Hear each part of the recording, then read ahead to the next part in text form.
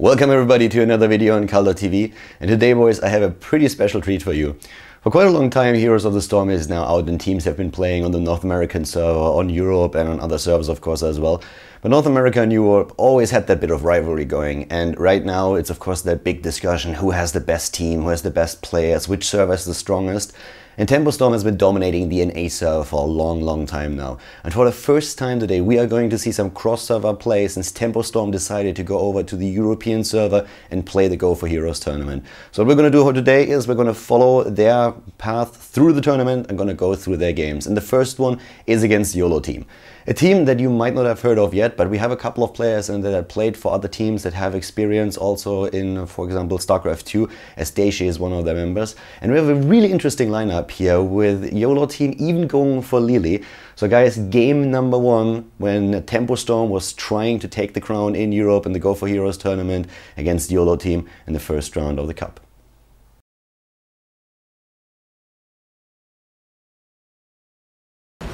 The game is on! Game number one between the USA and Europe. We are looking at TempoStorm versus the YOLO team. And to the left side of the map it is YOLO team with Hogarth on Vala, Daishi on Lily, Nasty, not the Whiskey Coca Nasty, on Nazebo, Sport Billy on Brightwing, and Yok on Stitches. Players that you've probably seen around, but not players that you would expect at the top of the European rankings just yet. But definitely no beginners in Heroes of the Storm. To the right side of the map we have the US team. Dreadnought on Rhaegar, Glor on Illidan, Soldier on ETC, KO on Tassadar, and Arthalon on Asmodan. And this is going to be just an absolute blast. We're having finally Europe versus the USA, and of course this tournament is only the first round. We're gonna see so many great games from these guys. And the interesting thing is, like, first of all, I was really expecting to see a very different meta from the NA boys, but instead what I saw was a Lily for the European team. And yes, my eyes were not tricking me. I suddenly thought that the surgery that I got a few years ago, actually like 1 year ago, the LASIK surgery, kind of failed instantly and I went blind, but no I didn't. It is indeed Lily with a master skin, pretty sexy one at that by the way. But yeah, as you can see right now we're having Lily, we have the Serpent build, Timeless Creature on level 1 for Lily. The Lily damage build is real. I can tell you another thing that does damage, and that's Arthalon on his Asmodan. We're going to talk about that choice in a few seconds, but now it is on at the bot lane with the tri-lane here on Cursed Hollow, our map in the best of 1 series. The idea about Asmodan is of course quite simple. Your Orb or Globe of Annihilation gives you a permanent damage increase if you get the last hit on one of your creeps. And what you usually see is Asmodan just like trying to farm that. Tassadar can help a lot with it, because Tassadar just simply throws a storm in there, gets all of the creeps low, all of the minions, and then Asmodan comes in, hits one of those and gets the damage. And you can get a crazy amount of damage over the course of the game. It's actually a strategy that is very popular on the NA server, and in Europe you're seeing this sometimes by teams like 3D Max being played. We have also another interesting factor is the slam build that we're seeing on Stitches, something that we don't have in most games, especially when there is only one tank for a team. And I guess the double healer, that's what's really going to come into play there. I'm not really 100% certain what we're going to see as level 4 talent. I would expect Amplify Healing, considering that it's the only tank that YOLO team has in their lineup. So that would make go a long distance, and there it is, Amplified Healing. But still the slam damage on level 1. So the build that we're seeing, or the team composition that is being used in this case by Team TempoStorm, is actually absolutely great. In Europe you can see comps like this as well, and it's like one of the deadliest comps that you can have. The only exception maybe being Asmodan here, but as I already said, Asmodan is more of a North American thing and not really as popular in Europe as it is there. Usually in Europe you would have probably seen the teams to either try and get Sergeant Hammer, Vala, maybe Reyna, or just like some kind of other damage dealer into the composition with it. But what the US team is doing here is they're using Asmodan instead, and as long as you don't take any early game fights and wait for enough damage to build up on Asmodan's Q, you can do a lot of work with this. So it's not necessarily a bad choice, it's just a choice that we don't see too much on the European server. But it can definitely do work. And the rest of the team combo around Illidan is just amazing. And Glorag is already jumping in. Daishi is on his Lily, a little bit low, and he goes for the Serpent build. Mending Serpent and Timeless Creature are being used by him here. And this is going to be a fun game. Definitely a lot of stuff that we didn't expect here. Soldiers jumping in as ETC gets shielded by KO. The Healing Ward is in a good position, and both teams are fighting for the first tribute now on Cursed solo. The hook is real. Soldier is getting hooked in. ETC is hungry and he wants beef tonight. Glorang is moving back, and Hogarth on his Vala needs to be careful. Another Globe of Annihilation by Asmodan thrown in as well. 6 versus 6 the levels here. Soldier is moving away, and the hook from York just barely missing. Looks like the first tribute in the game is going to end up in the hands of YOLO team. They've been doing pretty well, especially since we have Sport Billy on his healer up at the top lane. So it was actually a 4 versus 5 that was being fought here. The top lane is now being contested again by Soldier, who wants to get the experience for his team too. They've of course been falling behind, not by too much, but by a bit. And at the bot lane, it is the tri lane for YOLO team that is still doing work over here. Now they're already starting to move in and taking down those minions and trying, of course, to put pressure on the fort itself, whereas Glorag and KO are rotating towards the hard camp and putting some pressure onto the mid lane as Brightwing is moving up to the top to soak more experience. Another tribute is going to spawn any second, and they're going for the boss very early. And actually, I'm not quite sure if that tribute is going to work in their favor, at least not if YOLO team is going to get into position real quick. But it looks like nobody knows what's going on here. Yes, it looks really like TempoStorm is going to get that boss, and they are. The boss is going to be captured 4 minutes in, and I'm pretty sure that YOLO team did not expect that. But experience-wise, we still have the European team in a bit of a lead there. Level 9 versus level 8, and that boss is of course going to change things. But the one thing that you have to keep in mind too is that a boss this early in the game is not all that strong. So it's going to be quite easy to drop him, but he's still doing work. He's dropping the first tower already, and the second one is going to be attacked in a few seconds. Oh, nice move against Glorang here, but killing Illidan is not an easy task, and in this case it's also not possible for them.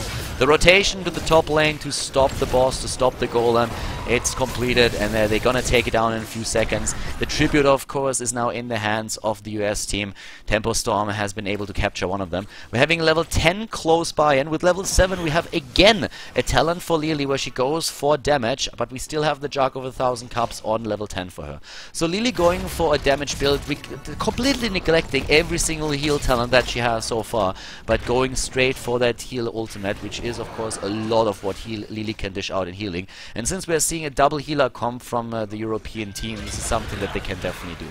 It's actually the first time that I've seen Lily in this patch. It's the first time that I've seen Lily in over a month, to be honest with you. Even in the last patch, we never really saw Lily, but Daishi is playing her here and doing quite a significant amount of damage right now. Looking at the talents, Putrid Bile is taken at 10 for the European team. Arthalon is starting to do some significant damage with his Orb of Annihilation, or the Globe of Annihilation. Now we're having Metamorphosis chosen. Of course, it is the Black Pool for Asmodan. You really need that talent. Brightwing is not with the team yet. York is moving in. Oh, and they're going for KO. First blood goes to Europe. And Glorang is being attacked as well. He uses Metamorphosis, is trying to get away there. Soldier is getting low as well. And Glorang is dying now too. Glorang dead, a double kill for YOLO team, and we're seeing Arthalon and Dread moving back already. Looking at Arthalon here, he currently has an additional 60 damage on his Globe of Annihilation. Of course, that is going to increase over the course of the game, and I can guarantee you one thing: once that he has his damage build up, he is going to be a huge and massive force in this game. Right now we're having another golem taken. This time it's actually for the European team. The European team is trying to push them in right now. YOLO team is there, and up at the top lane, that's where we're seeing at least Dread soaking up some experience for TempoStorm. TempoStorm, they haven't gotten a single kill yet. They're down 2 kills in this match up against the YOLO team, and we're having the bot lane being pushed now. Daishi is there together with Nasty. The mid lane, we're having Hogarth moving in together with York. The talents here, of course, talking once again about damage. Having a quick look at the damage build in general. 10,000 damage already on Lily, definitely putting the numbers in here, nearly rivaling Vala. Vala only 2,000 damage ahead, Fort now being eliminated at the bot lane, and that suddenly puts level 13 into the hands of YOLO team. The European team now with Frost Shot on Vala, with Sprint on the Zebo. Brightwing in this case not going for Sprint, but instead adding the Sticky Flare, and we're having Hindering Winds for Lily. A very alternative build that we're seeing for the hero now. Definitely not the healing build, and oh my god, the curse also in the hands of the YOLO team. They are putting the US team into a really dangerous position right now. At this point, they are starting to push this in, and they're of course not only fighting for themselves, they are fighting for Europe too. Here it comes. The battle between the US and Europe is there. Here comes the orb, the globe of annihilation. Glorang! The ult by Hogarth, but he was a bit too aggressive there. Didn't really drop Illidan, but still they're starting to do their damage, but so does Arthelon. Arthelon on 13, now starting to go straight forward. He gets hooked on the other hand by York. Here comes the ult, and Arthelon goes down. The third kill for YOLO team. Glorang is trying to stay alive. He's moving back. Ancestral Healing is saving his bony ass, and Soldier is moving back now as well.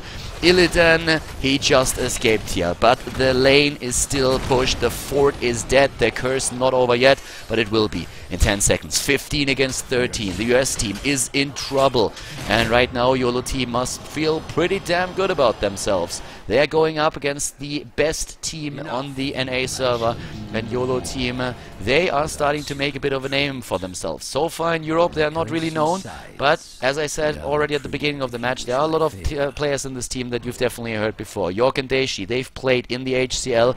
We have Daishi, a former StarCraft 2 player, and he was playing for Meteor Makers for quite some time. He's already pushing in up at the top together with his allies, and we're having the 5-man rotation now from TempoStorm. TempoStorm moving in, and the builds. We're having, of course, now Uber Rockstar taken for ETC. He took Echo Paddle and Guitar Hero on level 4 and level 7. Yoko is there, and look at that orb, that globe of annihilation, how it suddenly starts to do damage here. Tacita is in this case going for pre-science, not going for the shrink ray that we usually see. And, well, this fort is under a lot of pressure, but as I said already earlier, once that Arthelon is getting his damage in, this is going to hurt. And by now we're having Asmodan with additional 122 damage, so that just doubled from the last time that we checked. 10 minutes in, and this is one of the problems that you're definitely running into when you are facing an Asmodan comp. The longer the game goes, the stronger Asmodan gets. You need to make sure that you're not getting hit by that globe, and that you always just like spread your heroes out. In this case, we're having a boss attempt, and they're gonna go for it. Oh, no chance to actually catch the boss here.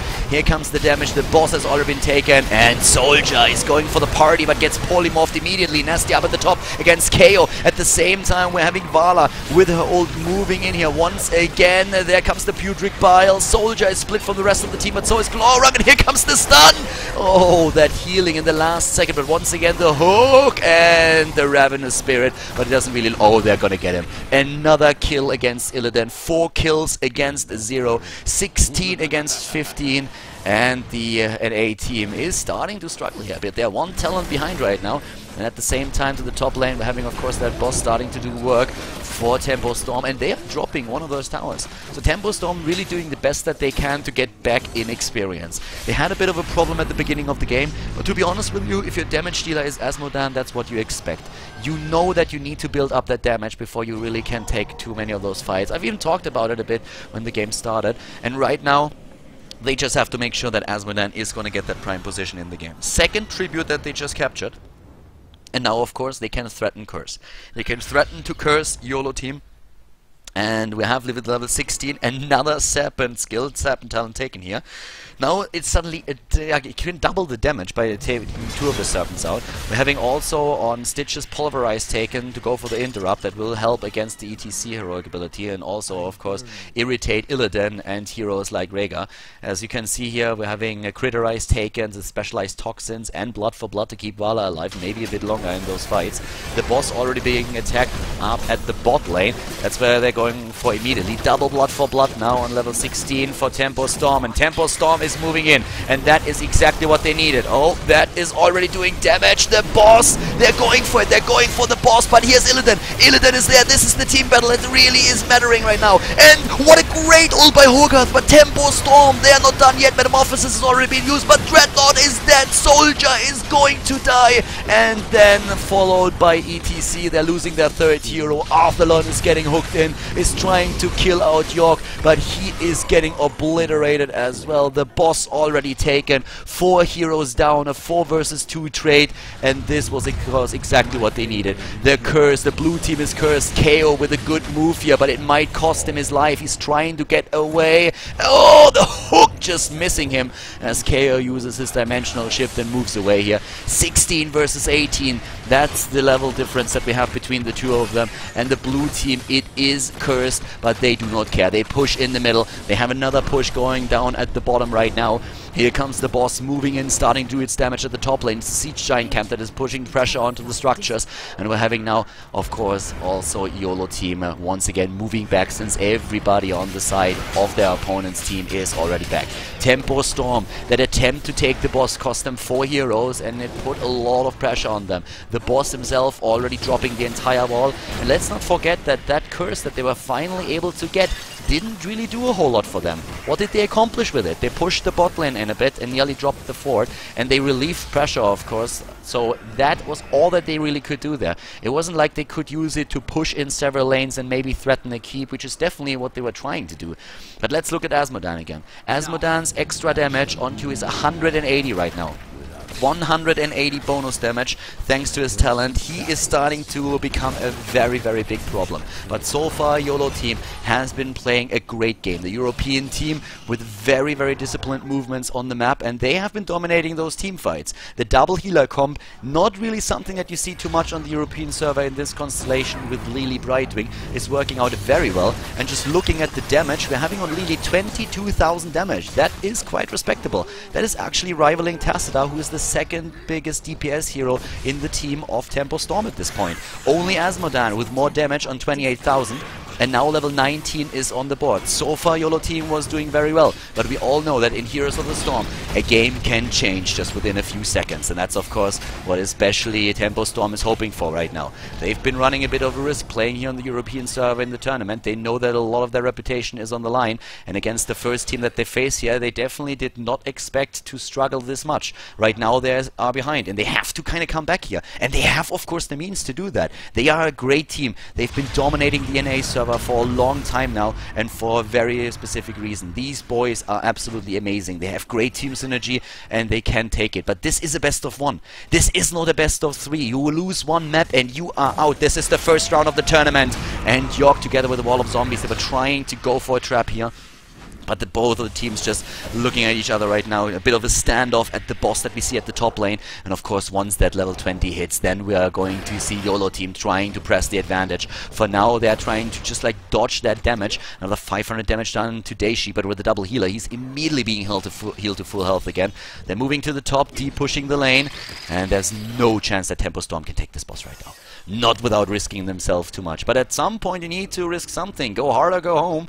And the US boys are of course trying to go hard here. We're having the entire 5-man rotation for YOLO team moving now down to the bottom right, trying to maybe capture one of them out. And there is Soldier, and that is maybe the target that we've been looking for. They're trying to put the damage in, and Soldier needs to retreat, but it's still that standoff position. And of course, what we're seeing for TempoStorm now is just experience, getting gathered, trying to get closer to level 19. They're so far behind in the game right now. They know that at level 20 it's going to be a big problem for them. The tribute, they kind of have to let this go, but they're getting into position. What are they going to do here now? Are they going to try? No, they're not going to try and force a fight. They can actually. They're on the same talent. They have the same talent right now, so there is an opportunity.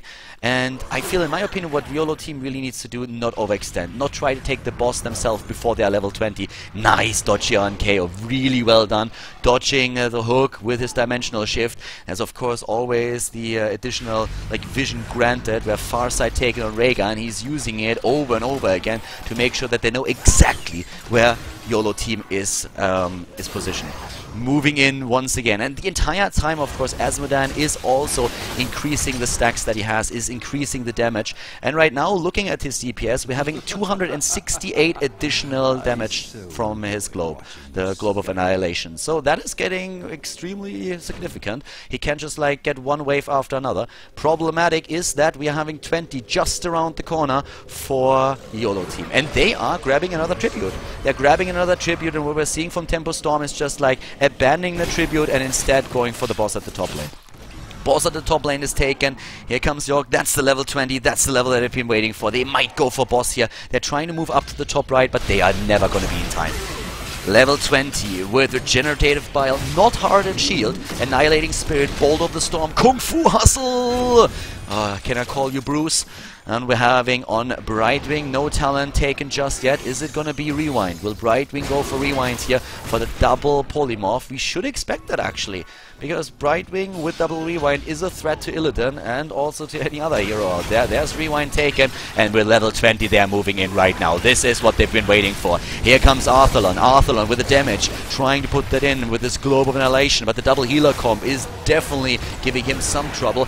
And it looks like all the damage that they can dish out is immediately being healed. Another Globe, and this one hitting really hard now, especially since he's using the Black Pool as well. But Daishi is there. Kung Fu Hustle, of course, being used now as well. The hook against Soldier. Soldier getting low. 1000 damage per Globe now used by Arthalon with his Black Pool. But here comes YOLO team. They're pushing towards that lane. They're trying to get keep, but it's another tribute on the lane that is capturing their attention right now. Their attention is focused on the tribute, and that would be a cursed tribute. That would be a cursed tribute. And what is TempoStorm doing? They are playing it patient. They want level 20. They want level 20, and they want to stun that out for as long as they can. Here's KO with another stun. Is Stitch just going to go for the hook? We do not have Fishing Hook in this game. Instead, it is the stun. Soldier is moving in there. There's the next Globe. One more Globe, and if not for another one, then this is going to be it. Up at the top lane, on the other hand, look at this. This boss is doing work, and the first keep falls against YOLO team, and 20 versus 20 now. TempoStorm, they have been behind the entire game, but suddenly they are ahead. They are suddenly ahead, and Daishi is getting low. Metamorphosis is being used. Daishi taken out, and Soldier is attacked. Hogarth is in trouble now as well. Nasty is trying to take them apart, and he kills Illidan. Illidan is already low. Sport Billy is moving away here. KO stunned out. Healing wards everywhere. The cow is going ham. Mad Cow Disease definitely hitting here. Soldier is going straight for it, but he needs to retreat. They are capturing Arthalon, but Nasty underestimating the damage. Oh, Nasty! Nasty is dead, and it's a 1 versus 2 in kills. KO, everybody here is so extremely low, but they're able to get away. Their keep is gone, and TempoStorm might be able to come through here after all. That curse, of course, is doing work, and now the keep is being attacked as well. But this is absolutely insane. The boss taking out the bot lane. And that battle, the last battle, it was really just... I feel that YAR team just they underestimated a bit the power of especially of the Globe of Annihilation. And their position, I think they overestimated too. You could really see that Nazeebo was trying to take down Asmodan and completely didn't realize how much damage Asmodan could put out in this case. The top keep, losing that is of course a big deal right now, and I don't think that YOLO team is going to be too happy with this. They had a great position in the game. At some point they were nearly 2 levels ahead of their opponent, but looking at this now, we are still waiting for the Nazeebo to come back into the game, and TempoStorm, they are going to try and dominate, of course, the map now. They have a lot of momentum going for them, a lot of momentum, and they are trying to use it. They're moving down to the bottom where they know the boss is being attacked, but York is there. And they are moving back once again. Here comes Nazeebo. Nazeebo is back with the team, or he will be in a second. He needs to be careful that he doesn't run into ETC. That could prove to be fatal. There is still a fort in the mid lane, so they still have that at least, and they're going from one camp to another. Yeah, they should definitely not allow the boss to be taken by TempoStorm. That's another thing that we need to talk about here, and they're starting to move in right now, but look at those heroes up at the top lane. They're actually starting to go straight for this one. Yep, there comes Brightwing. He can of course jump in with a phase shift, but the boss is nearly gone. The boss is nearly gone, and they cannot jump in for it. They cannot go in for it. The boss taken, and wow, this is starting to look really bad for YOLO team. They're going for Soldier right now, and Glorang is extremely low here as well. Dread is using his healing ward, but Soldier, the cow, is being YOLO'd in, and we're having Hogarth now under a lot of trouble and also out of mana. Illidan is trying to do the damage here. At the same time, KO is moving in. Ancestral healing hitting too late. Illidan is down, and they might be able to turn off. Look at the damage from Asmodan. Asmodan is going in absolutely out of control here. The extra damage is by now 350. 350 extra damage, and guess what this boss at the bottom lane is doing? He's not joking around. Exactly, that's what he's doing. And they have to react to it. They cannot just simply push in now. We still have 3 keeps available, and this one in the middle, look at this, this is nothing, this is nothing. That's currently 170 damage. You can put Stitches right in front of it and Stitches is gonna burp it to death. It's really not gonna matter, but it's still alive, and that's all that counts.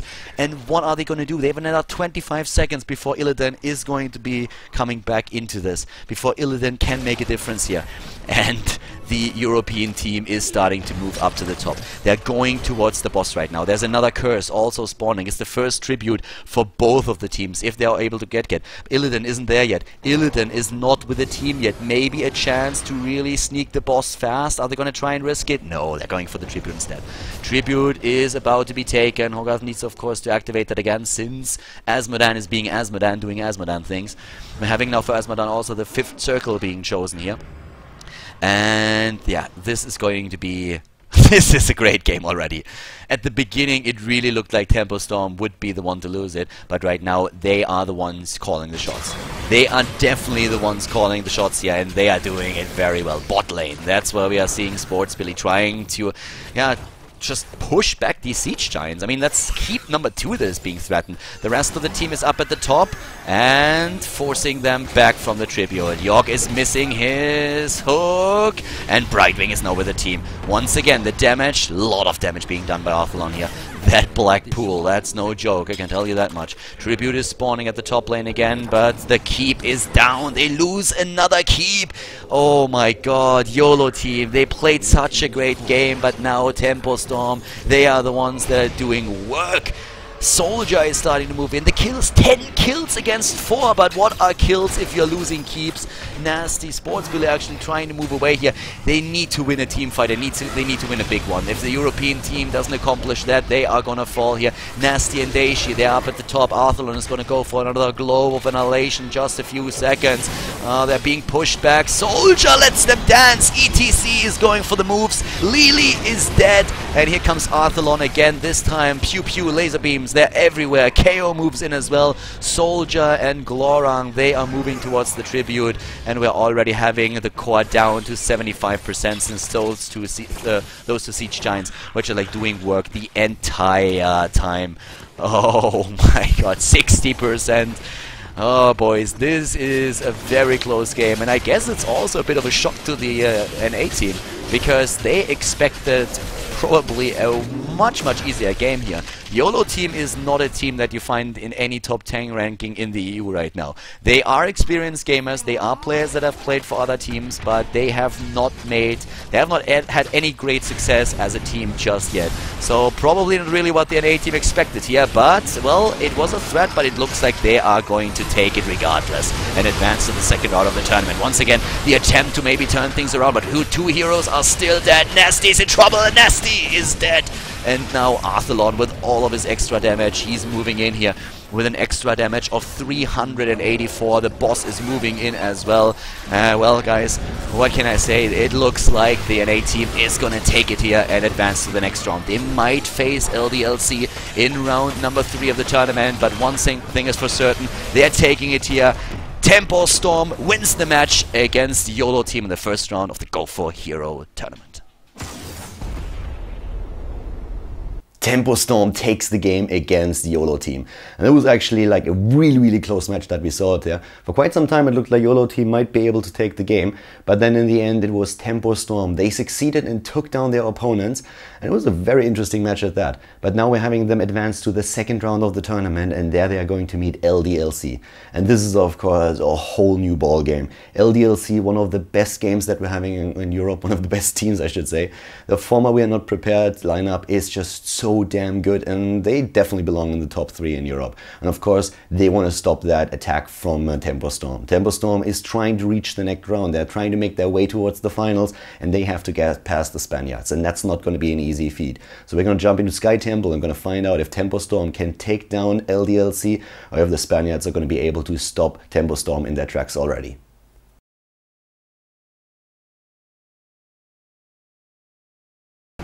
The Game is on. The best team in the US, TempoStorm, against one of the best, or maybe even the best team on the European server, LDLC, the former We Are Not Prepared team, better known as the Illidan's. To the left side of the map, we have Falcon on Tychus, we have Black Scob on Tyrande, Kilachino on Tacita, Polato on Uther, and T-Darker on Stitches. To the right side, it is the US boys. It is TempoStorm, Soldier, Dreadnought, Gloran, KO, and Arthalon on ETC, Rhaegar, Vala, Nazeebo, and Malfurion.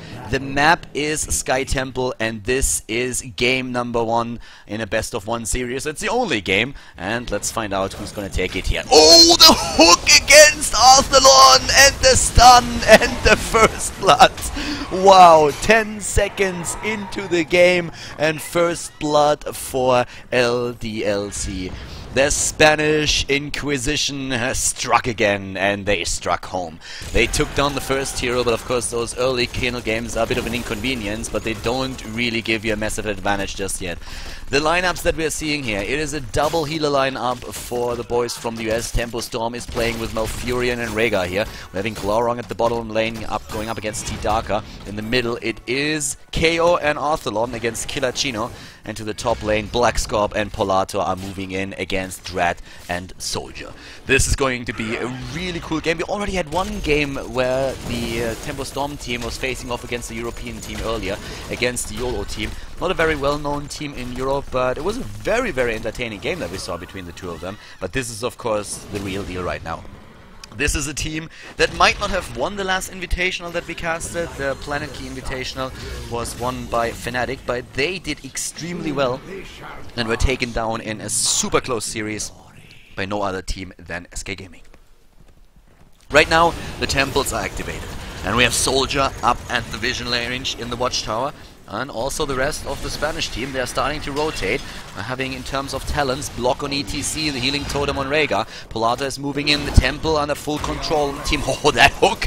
That hook was scratching the feathers of Nazeebo.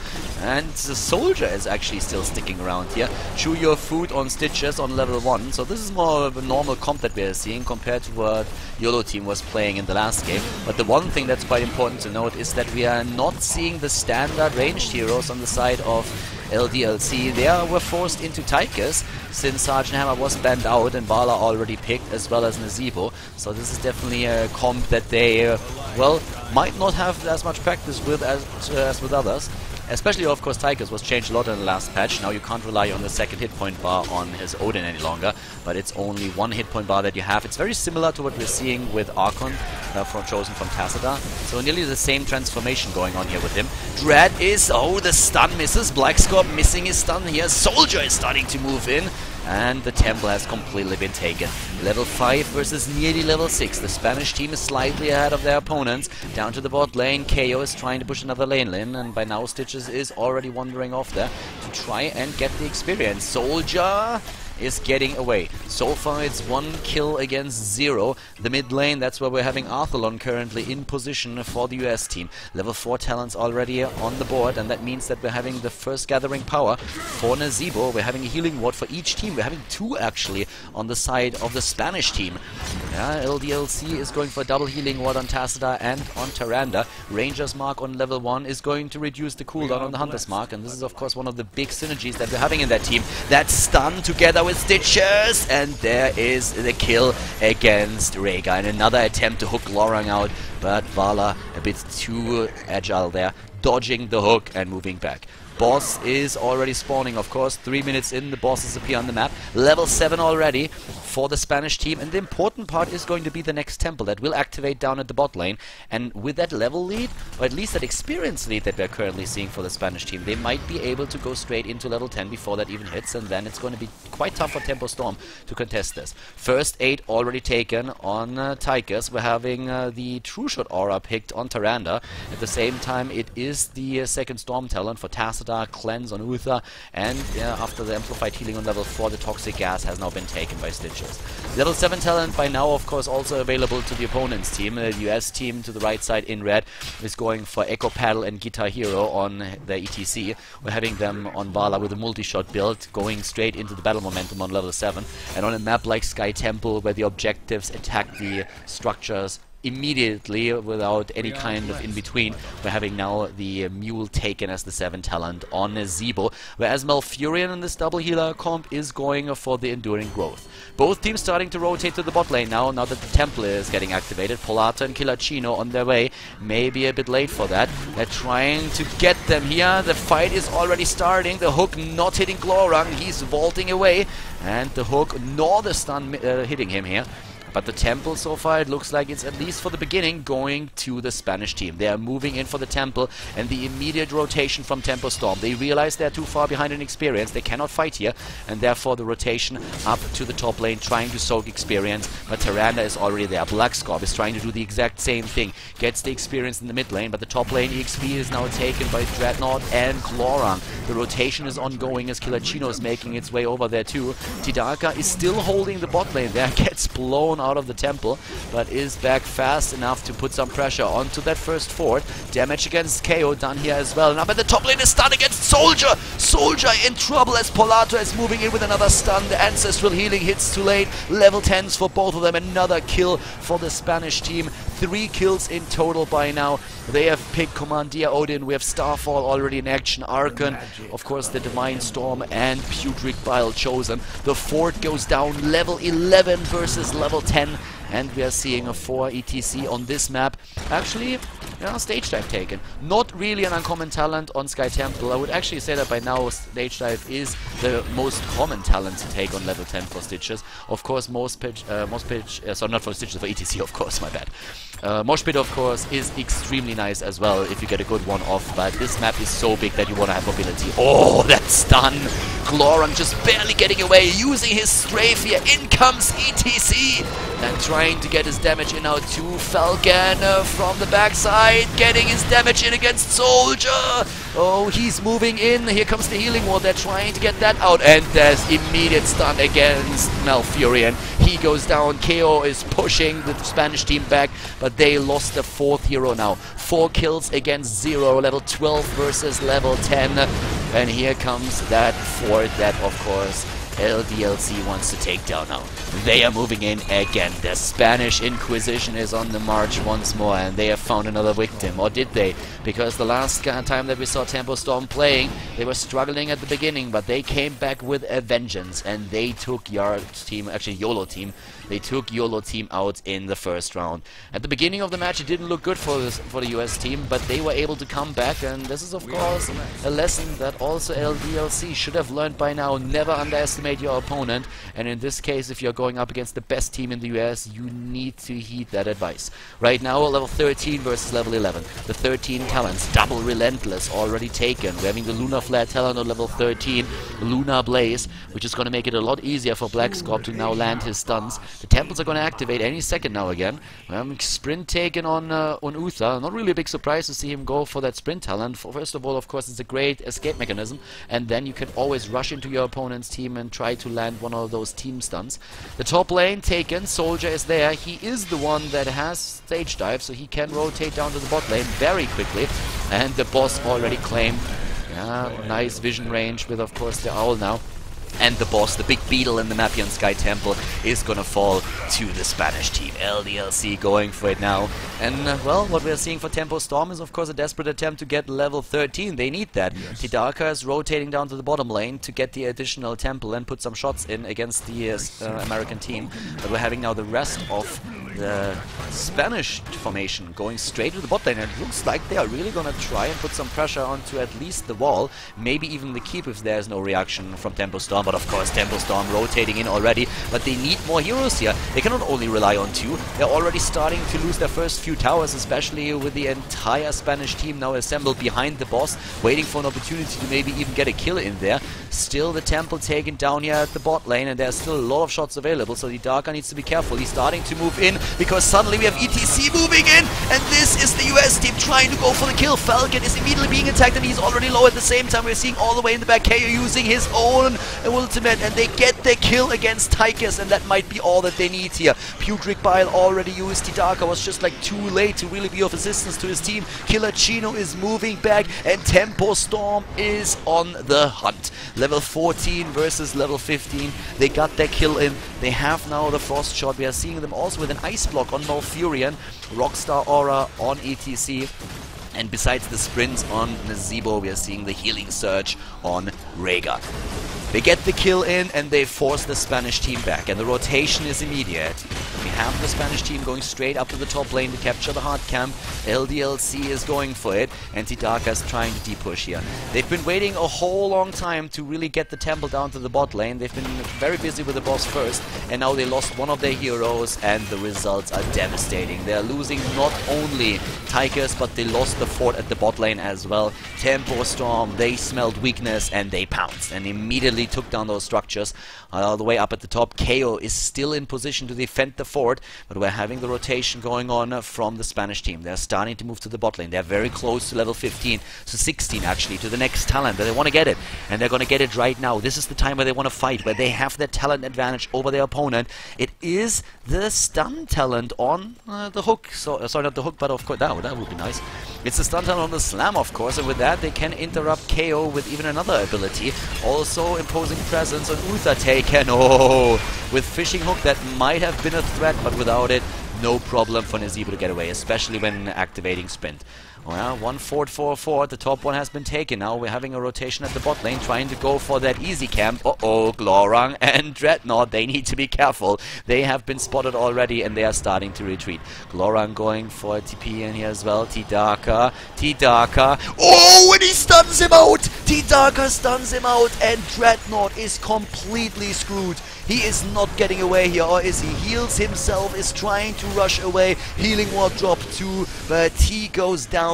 Very well done by Tidaka here. He was already thinking that there might be a TP coming in by Rhaegar, and he just like stunned that bush, was trying to risk it here.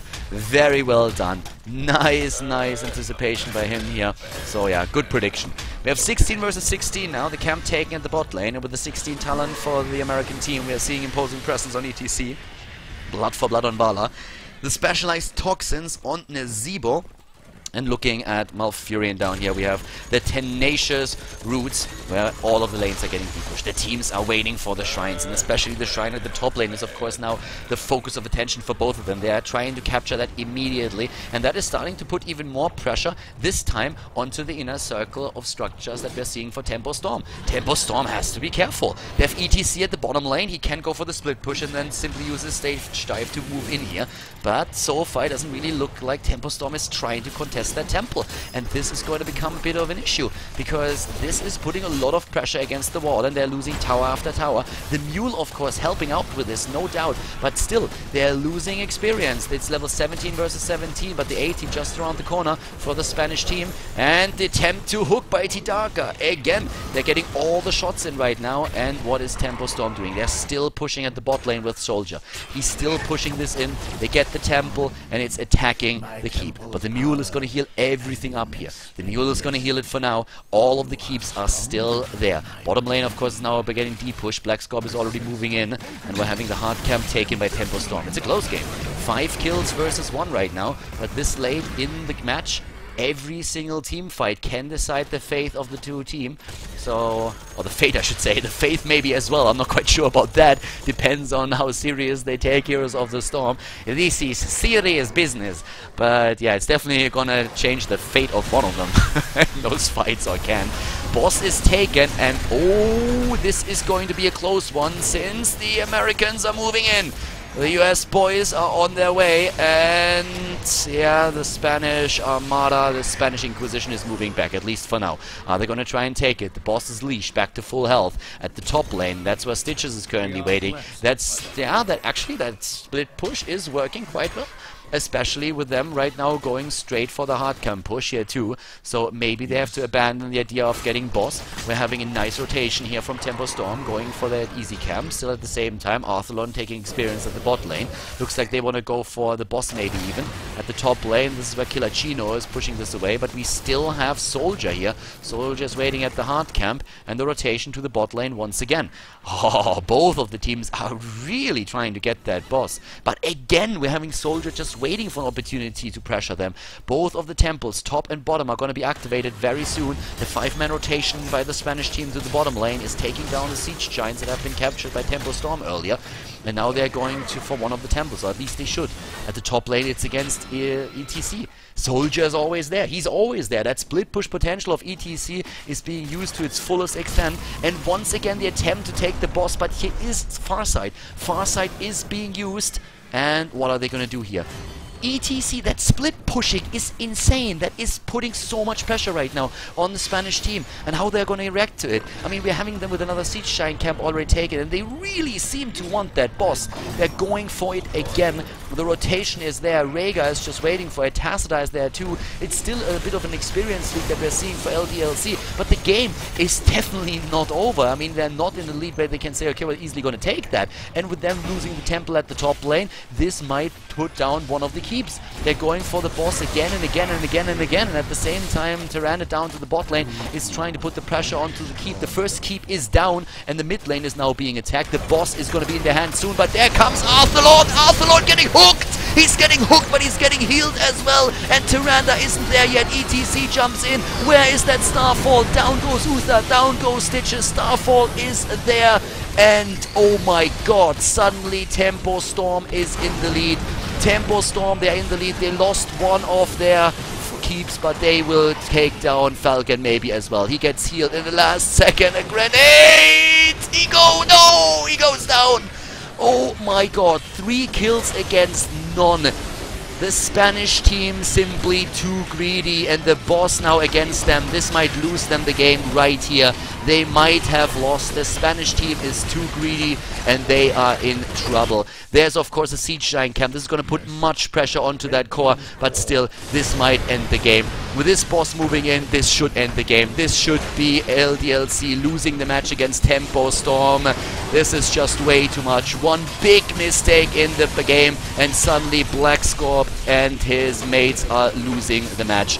This is going to be it. This is the Mana Mule already dropped, and the US team takes down one of the best teams in Europe. TempoStorm victorious in round number 2 of the Go4Heroes tournament.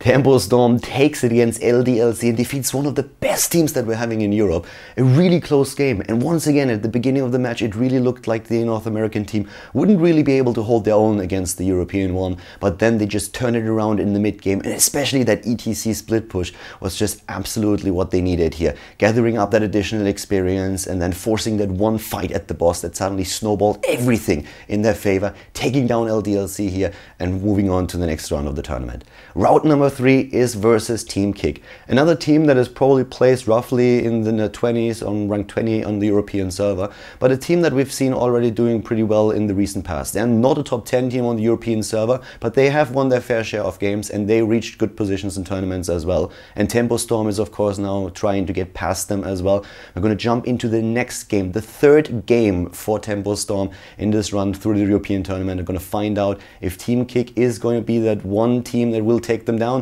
or if TempoStorm is going to continue their path to victory.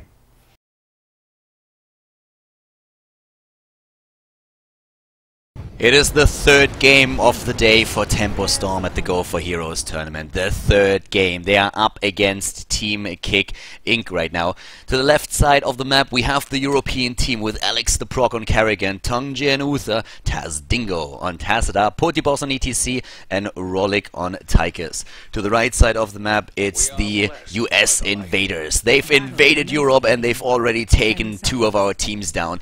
LDLC probably the most prominent one of the 2. Dreadnought on Rhaegar, Arthalon on Vala, KO on Azebo, Soldier on Stitches, and Glorang on Illidan. The first game of the day was against the YOLO team, and they were able to win that. Very few people were surprised by that, and actually it looked like the US boys were struggling there against a not very well known team on the European server. They had a very, very tough time and nearly lost the game. And when they were going up against LDLC, one of the best teams in Europe, everybody was just saying like, alright, if they already struggle against the first team, they're going to have a tough time right here. I know, but they won the game, and now they're going up against the third one. Team Kick is about to lose. Alex, no, he moves back in the last second. A big 5 versus 5 fight in the middle of the map. And this time the American team is getting the better head start. They're already having Illidan up at the top. Glorang is there with the XP. They got Illidan again. At the bot lane we're seeing TempoStorm now. And it's a really interesting match that we're seeing now. Because, well, Team Kick, it's not really on the level that LDLC is. But they're a team that people heard of. I mean, Tungjae is known, he played in the HCL, Rolik, Alex the Proc, you know these guys. And if you've never seen TempoStorm play, then you have definitely seen him spam bullshit in my chat on Twitch TV. So yeah, he's one of those guys that is definitely known too, and definitely not a bad player as well. Well, could have dodged that hook, I guess, making me look bad. The temples or the shrines activating, and ooh, Illidan at the top, middle or anywhere, somewhere else, at the top actually, was taken out. Alex the Proc, Rolik and Potibos with a rotation over there, grabbing the shrine up at the top. And this is going to be a very, very fun game right now. I'm already liking this. Bot lane, we're having TempoStorm in position, trying to capture Shrine out as well. 3 versus 3. Looking at their first talents, we're having the healing totem for Rhaegar on level 1. Multi-shot build on... Oh, nice early game kill with Alex the Proc. That's of course one of the advantages that you have by using Kerrigan in the game, that you have in the early matches, especially with an Uther on your side. A very nice roaming squad. Tychus is going to use the grenade to displace the opponent as well, and that's definitely something that they can use here. But Kerrigan isn't really a hero that we've seen a whole lot, but she is starting to do some work, and the first Dragon Knight ends up in the hands of Team Kick. So right now the game already gaining quite a lot of momentum. The 2 kills that we saw early on, something that gives Team Kick a bit of an advantage. And every single European team against another kill. Oh my god, like they're dropping like candy today. What is going on there? The US boys are handing kills out like there's no tomorrow. Another attempt to take Dreadnought out, but this time he is paying attention and moves back. Level 5, nearly level 6 against level... yeah, now level 5. Top lane, the attack against Potibos. He's moving back on ETC. But as I was saying, the early game doesn't really seem to be the strong suit of the American team. So far in every single game that they played here, they were falling behind in the early game. A lot of kills that LDLC got in the game on Sky Temple as well. The problem for the Spanish team really happened in the mid game or in the late game, where they were a bit too transparent with their movements on the map and lost it there. Once again, a jump against Arthelon and another kill. TempoStorm really struggling in the early game against European teams so far, but they make up for it in the late game when they're having great decisions on the map, good rotations as well, and we're always able to just like force the European teams in a mistake or two and capitalized on those. And that was extremely well done. And this is one of those things that especially Team Kick has now to be very careful about. They're of course in an amazing position with an extra talent over their opponent.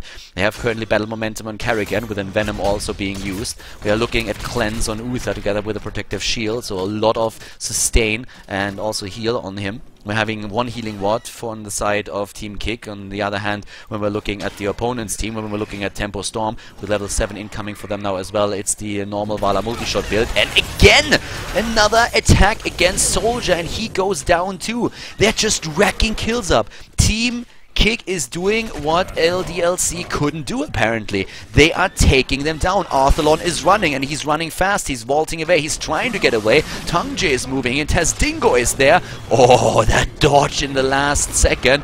Down here, Dreadnought in position, and the entire team is rotating in, but here comes Illidan. Now it's a 4 versus 4. This time they did not get Vala.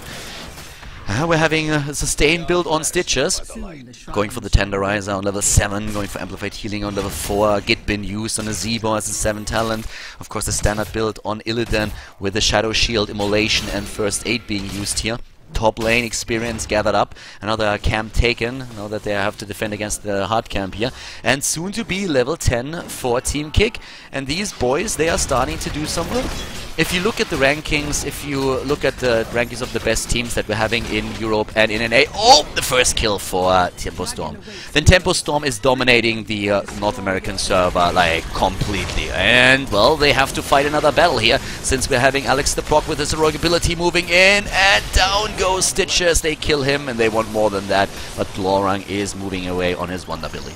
An attempt maybe to get the Dragon Knight? No, not quite. As at the bottom lane, Dingo was going for Archon. Oh, needs to move out there. I didn't really completely pull that off, but he's not dying either. So now there's another tower about to go down. It's still level 10 versus level 9. That extra talent gives you such a massive lead there, and Dingo is trying to use that to get his team another Dragon Knight. And in the mid lane, there is Illidan in trouble, since Alex the Pro could jump for him. And yes, they're gonna get him. Or aren't they? No, they're not. They are actually not. But are they gonna get the Dragon Knight? That's probably the bigger question now. Vala taken down at the top lane, and the Dragon Knight captured again.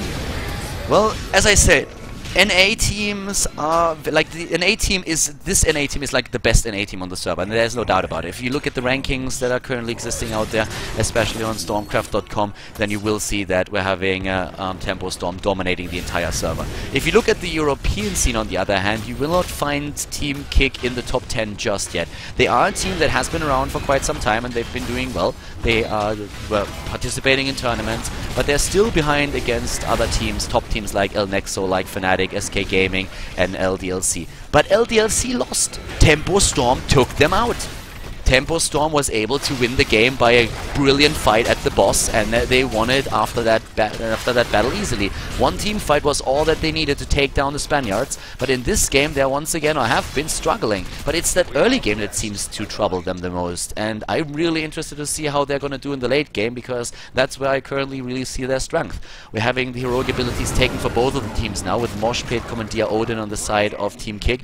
We're seeing Archon, Divine Storm, and also Maelstrom being used for them, for the Europeans. And for the Americans, it is Ancestral Healing. Once again, we're looking at Putrid Bile being used, Metamorphosis that we could see any second, and once again that Azebo ult, Alex the Proc getting really low. Here comes ETC with his ult. Alex the Proc about to go down, his shield keeping him alive. Illidan dies first though, and they kill Stitches as well. Oh my god, how on earth is he still alive? Well, he's not. I guess that explains it. Tongjae is moving in, trying to go for the heal, but he was still in cooldown. It's 1 kill against 2, and the camp was already taken out, and it was captured, by the way, by the American team, but it was immediately eliminated. 13 versus 11, double sprint. We're having Uber Rockstar, we're seeing 1 Shrink Grey, and in addition Lead Rain taken on level 13 here for them. And these matches today, I mean, this is absolutely beautiful. I love it. We have 13 versus 12, and so far TempoStorm has taken out 2 European opponents in the tournament. Are they going to be able to win against a third team? They are behind in experience by a lot, but the late game, that is where the American team really shines, and this is where we are slowly headed towards to. So far, not a single fort has been taken out. Another thing to really keep in mind here, we have 9 kills against 2, but when you look at the forts in the game, this is the first one to die. The bottom fort that is now being attacked by Team Kick. They're taking it. They're taking the fort, and up at the top lane, Arthalon is moving in together with a hard camp. They've shown already earlier that they're really decent with their split pushes. ETC has been proving that. We have Glorang trying to steal the hard camp away from them, and with all those heroes on the lane, they are really getting experience in, and they're closing that gap slowly and steadily. And this is going to piss the team off quite a bit as well. Maybe the rotation over here can stop Illidan, but it doesn't really look like it. Instead, they are moving up to the top to capture another shrine. Yeah, there's the camp taken, and Illidan is just barely... He's moving in, and he's saying like, yeah, I can jump over that easily. But can he? Or is Soldier gonna go for... no, Soldier has to help him out here, I guess. There comes the stun, the body block, Healing Ward has been taken out. Illidan stunned again! And Draeger misses his heal. It was too late, but the top fort is about to die as well, since there are currently 2 hard camps going towards that. Up here, Arthalon with the Rain of Vengeance has to use his ult to escape. 15 against 13, nearly 14, still a level advantage. Still a level advantage for the Europeans. And we're having already the first hero moving up to the top to capture the shrine, which is in this case Tychus. Kerrigan is trying to defend the fort. Well, won't be able to do that, but maybe she can at least stop the lane. Alex has to be careful that he doesn't die against the camps. Another Dragon Knight maybe, it looks like it, and yes, there it is. Dragon Knight number 3. 3 Dragon Knights, or 3 now in the hands of a team kick. Taz Dingo is moving towards it. And well, guys, I can tell you one thing. The Dragon Knights in the early games are nice, but the ones in the late game are, of course, those that are really going to do the work. And that is where maybe the NA team can once again get an advantage. But for now, they are struggling. They are soon up against the level 16 talent, just now, actually, that we're seeing for the European team. Team Kick now with the double storm, with the second strike on Tassadar, with the blood for blood on Kerrigan. We're having Uther soon to go for the next talent, which should be imposing presence, as it is for ETC already. Tastingo is very low, actually, in hit points here. Is trying to go for another Breath of Fire, and of course the Stone Skin being used by Tychus. They're trying to drop another fort, and they might be able to get that, but the Dingo is already pushed out. He kicked ETC, no, he kicked Stitches away, and now they're trying to move back. Arthalon is already on the way, trying to move in. The hook! Oh, Testingo needs to go for his dimensional shift, and he goes for that immediately. Once again, the attempt here to maybe drop a structure. 16 versus 15. 10 kills against 2. We've seen a big team fight earlier already, but right now that both of them are still waiting for the next one. It's the easy camps that they're focusing their attention to, trying to get the Siege Giant camp here, and we're having the rotation already, but here is the hook attempt, and they're gonna get him! The hook is there, and is KO going for his ult? Not yet, but oh my god, they are trying to drop Glorung, but Metamorphosis is being used. Alex is low, they're trying to go for Kerrigan, but Glorung is also about to die. Here comes the ult. We have this mosh pit from ETC, and the European team is starting to move back up here. Tasdingo is in so much trouble. He goes down. Glorung moves away. That was the kill that they needed. Are they going to get another one? Tungje is being not dropped, but at least dropped off the horse. So they're moving back 16 versus 15, and even without the 16 talents, the American team was able to win the fight. They take the fight and they take their talent, their reward, if you so want. Double blood for blood. And it's going to be amazing for Illidan, of course, to have another blood for blood at his disposal, so that he can stay alive a bit longer. But we're having the rotation down to the bot lane without the Tassadar. Can they really fight for that? Orolik is where he doesn't want to be, surrounded by 3 opponents. He will never be able to get out of there, and he dies already. But the kill against Nazeebo, they get a counter kill. It's a kill for a kill here, and they're going for the hard camp now. Seems like they are going to at least be able to catch that hard camp here, and that is of course going to help them. Both teams are still waiting for one of their heroes. A slight level lead that we're seeing for Team Kick. They're getting this one, and they're starting to move in again. Once again, everywhere. It's just like that far side talent that we're seeing from Rhaegar, trying to find out where are they, what are they doing, which lane are they rotating to, are they going to try and take a camp, what's going to be the next move of them.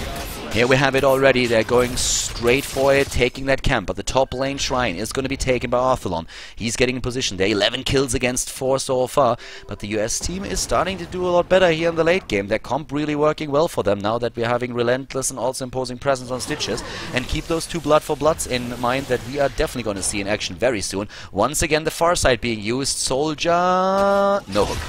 No hook for Soldier. Not now.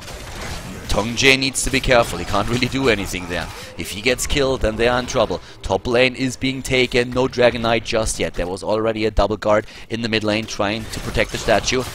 Taking down one of the keeps here, threatening Arthalon. Arthalon is moving back, going for the frost shot, and sprint already used on Kerrigan. Maybe too early. Hook not hitting. The hook doesn't hit. Farside being used once again. Bot lane taken. Uther is there. That means he's not with the team. They cannot really fight 4 versus 5. They cannot really do that. Potiboss is moving into the mid lane. They're trying to go for that. Here comes the ward, but at the top lane we're having Illidan capturing the shrine. Oh, Alex!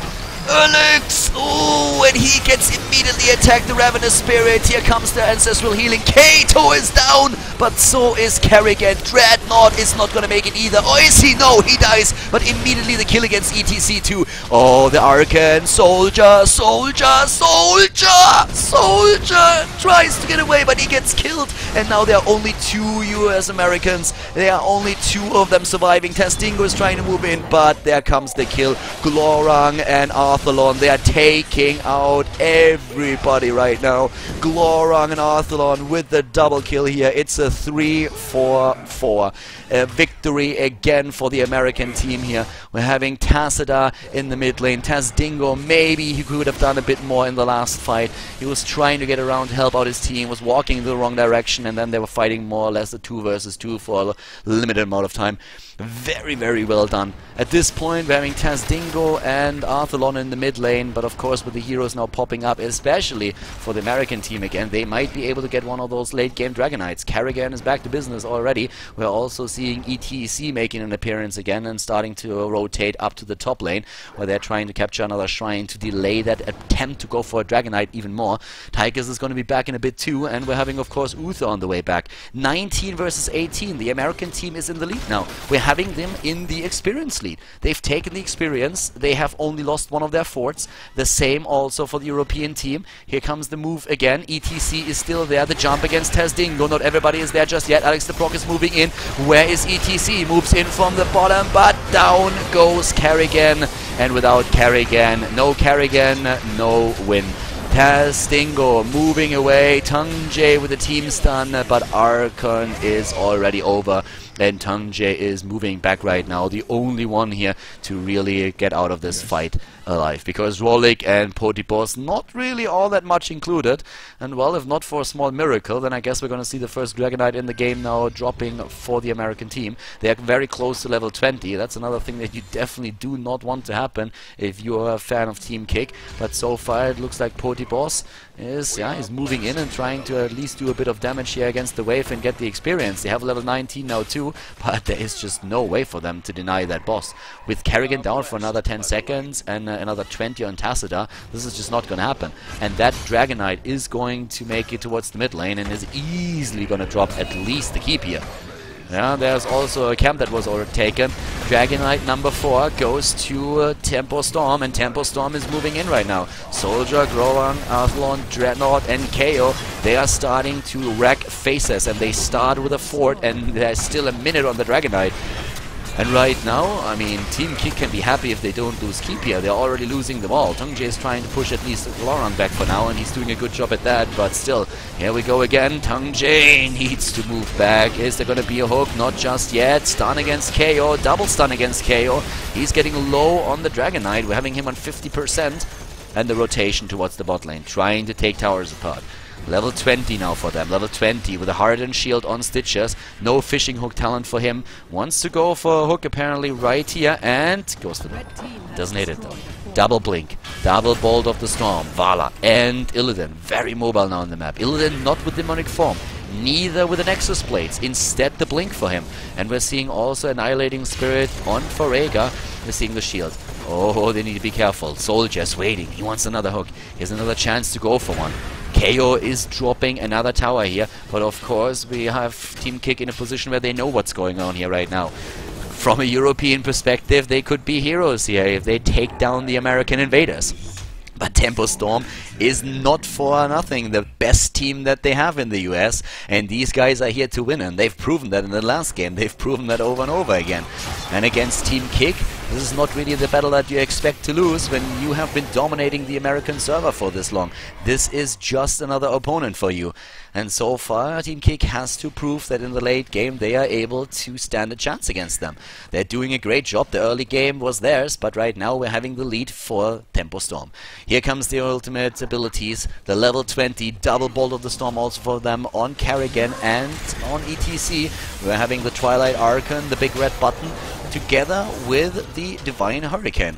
And now maybe an opportunity for them. There's a lot of stun. There's a lot of potential to actually like get these big stunts in. Maybe with a decent mosh pit they can do it. They need to rotate as a team. One of the big problems that Team Kick had in the last 2 fights was that they never really engaged into the battle the way they wanted. They didn't get the setup that they were looking for. And well, let's find out what's going to happen right here, because this time they see what's going on. They're moving back with Tungjae here. They're having the entire team together. In terms of damage, best hero on the map, once again Vala. No surprise there. 40,000 heal on Rhaegar, 35,000 on Uther, and another 18,000 on Tacida with his shield and also, of course, his healing ward that is utilizing the entire time. Now we're currently going straight for Soldiers. Soldiers being attacked here. He's at the front, but he has the hardened shield. He can use it. Here comes Glorung jumping in. Alex the Proc is the target. Karrigan is getting extremely low, but healed. And this time it looks like Vala doesn't hit too much. Alex is moving back. Glorung goes down. Glorung goes down. Illidan is dead. and I'm jumping out of my chair here. But at this point, we're having another attack over here. Glorang down for another minute, and that might be the opportunity to get a bit of damage in for Team Kick. They're trying to. They're deep-pushing the lanes. There's no keep that has been eliminated just yet, and Tazdingo is making sure that it stays that way. Going for the double storm up at the top, and we have another... Yeah, the shrines are up.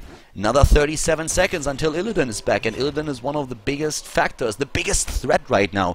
And as you can see, this might be a Dragonite in favor of Team Kick. Well, maybe not. Maybe not. They're trying to rotate and go for it. We have Dreadnought and Arthurlan at the top, and they're going straight for the dog. They're trying to kick the dog here. Dreadnought is there. Oh, Arthurlan with the blink, but the stun against Dreadnought!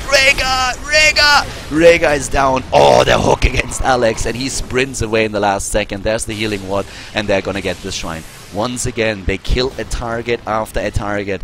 Once again, TempoStorm is down a player. They are down one of their heroes. It's a 4 versus 5, at least for now. Mid lane, they're gonna get it. They're gonna get the Dragonite. A bit surprising that we had no rotation from Illidan to the bot lane to maybe take that shrine over there and contest the Dragonite, but as is, we have Alex moving in the mid lane, and he's of course dropping that keep. The question is, sorry, the fort. The question is, can he drop a keep? Because that's what they're aiming for right now. They're moving in, and I mean 20 minutes into the game, and Dragonite is starting to do work, and you can see that already. He hits for 1,000 damage right now, and that hurts against structures, of course. Down goes everything here. Rhaegar is not with them. That means Ancestral Healing isn't there. That means Lightning Shield isn't there. That means the Healing Ward isn't available. And that keep is under so much pressure. The stun! Arthurlan is down! And once again they kill one out. Down here we have KO with a mosh pit interrupted. And they might be able to get another kill, or are they? Doesn't look like it. Glorang is moving in. The keep is down. Another tower dying. Potiboss is retreating. The Healing Ward is already set in place. Oh, Soldier is being caught by KO. The release on the zombie thingy, and Soldier healed by the Ancestral Healing. Yeah, still a 4 versus 5. Potiboss needs to move back. ETC going for it once again. Of course, also Odin is going to be down in just a bit, but that kill was real. 22 versus 22. It's a game on eye level again, but with a lead for the European. Team Kick is going for that. They have a keep down. And that gives them an advantage. We're 22 minutes in, and this is a super close game. This is a really close game, and we have Kick just rotating throughout the objectives, rotating throughout all of the mercenaries on the map right now. Potiboss, Tongjae, Alex, the Proc, and Warlock. They are moving. They're moving down to the bot lane. They're taking the hard camp. There's another easy camp that they can claim already, and of course the bruiser camp to the top left. In terms of healing, 60,000 for both main healers, and then there's the additional heal with the healing wall and the shields that we're seeing from Tassadar. Glorang and Dread, they are all moving in again. They know that this is a 5 versus 5 fight that they want to fight, and they are in position. And oh my god. The European team wasn't. Team Kick was not really in the spot that they were waiting for. Bot lane is now being pushed. There's the hard camp. It can push in the wall, but probably not more than that. Illidan is already there, and here comes the move against Soldier. Soldier trying to get away, trying to stop it. KO is already going for his own ult, and Alex is annihilated. No, he's not. He's still alive. He blinks away, but he gets dropped. Down goes Kerrigan, and even with Odin doing this much damage, it doesn't look good for Team Kick. Here comes the blink by Arthurlan. Potiboss moves in immediately, is trying to get that, to get a kill or survive at least. At least he was able to survive in this case, but now with 46 seconds on Kerrigan, they might lose another Dragonite here. Here come the attacks. They're taking down the lanes. Oh my god, the damage of Commandeer Odin with a big red button here. Doing so much work. The camp down here, taking down one tower, and of course the wall is nearly destroyed. Exactly what we've been talking about. But yeah, this is going to become a super dangerous battle right now. The shrines are going to be activated, and this is of course where we see a rotation down to the bot lane. This is also where the far side... I love these far sides. I have to give some credit here really to how TempoStorm is playing this. They always know exactly where their opponents are positioned, and that is just absolutely beautiful. This vision on the map is just a treat to observe, and now they're trying to move away here. Glorang is getting stunned, at least for now, and they're not pursuing, at least not just yet. They're trying to go for Dragonite, and there's nothing to stop them. There is nothing to stop TempoStorm from getting the Dragonite. Preventive going for this, yep, and there is the Dragonite. 23 versus 22. KO is on the DK, and they are starting to move in, and this time they are going to kill at least the keep.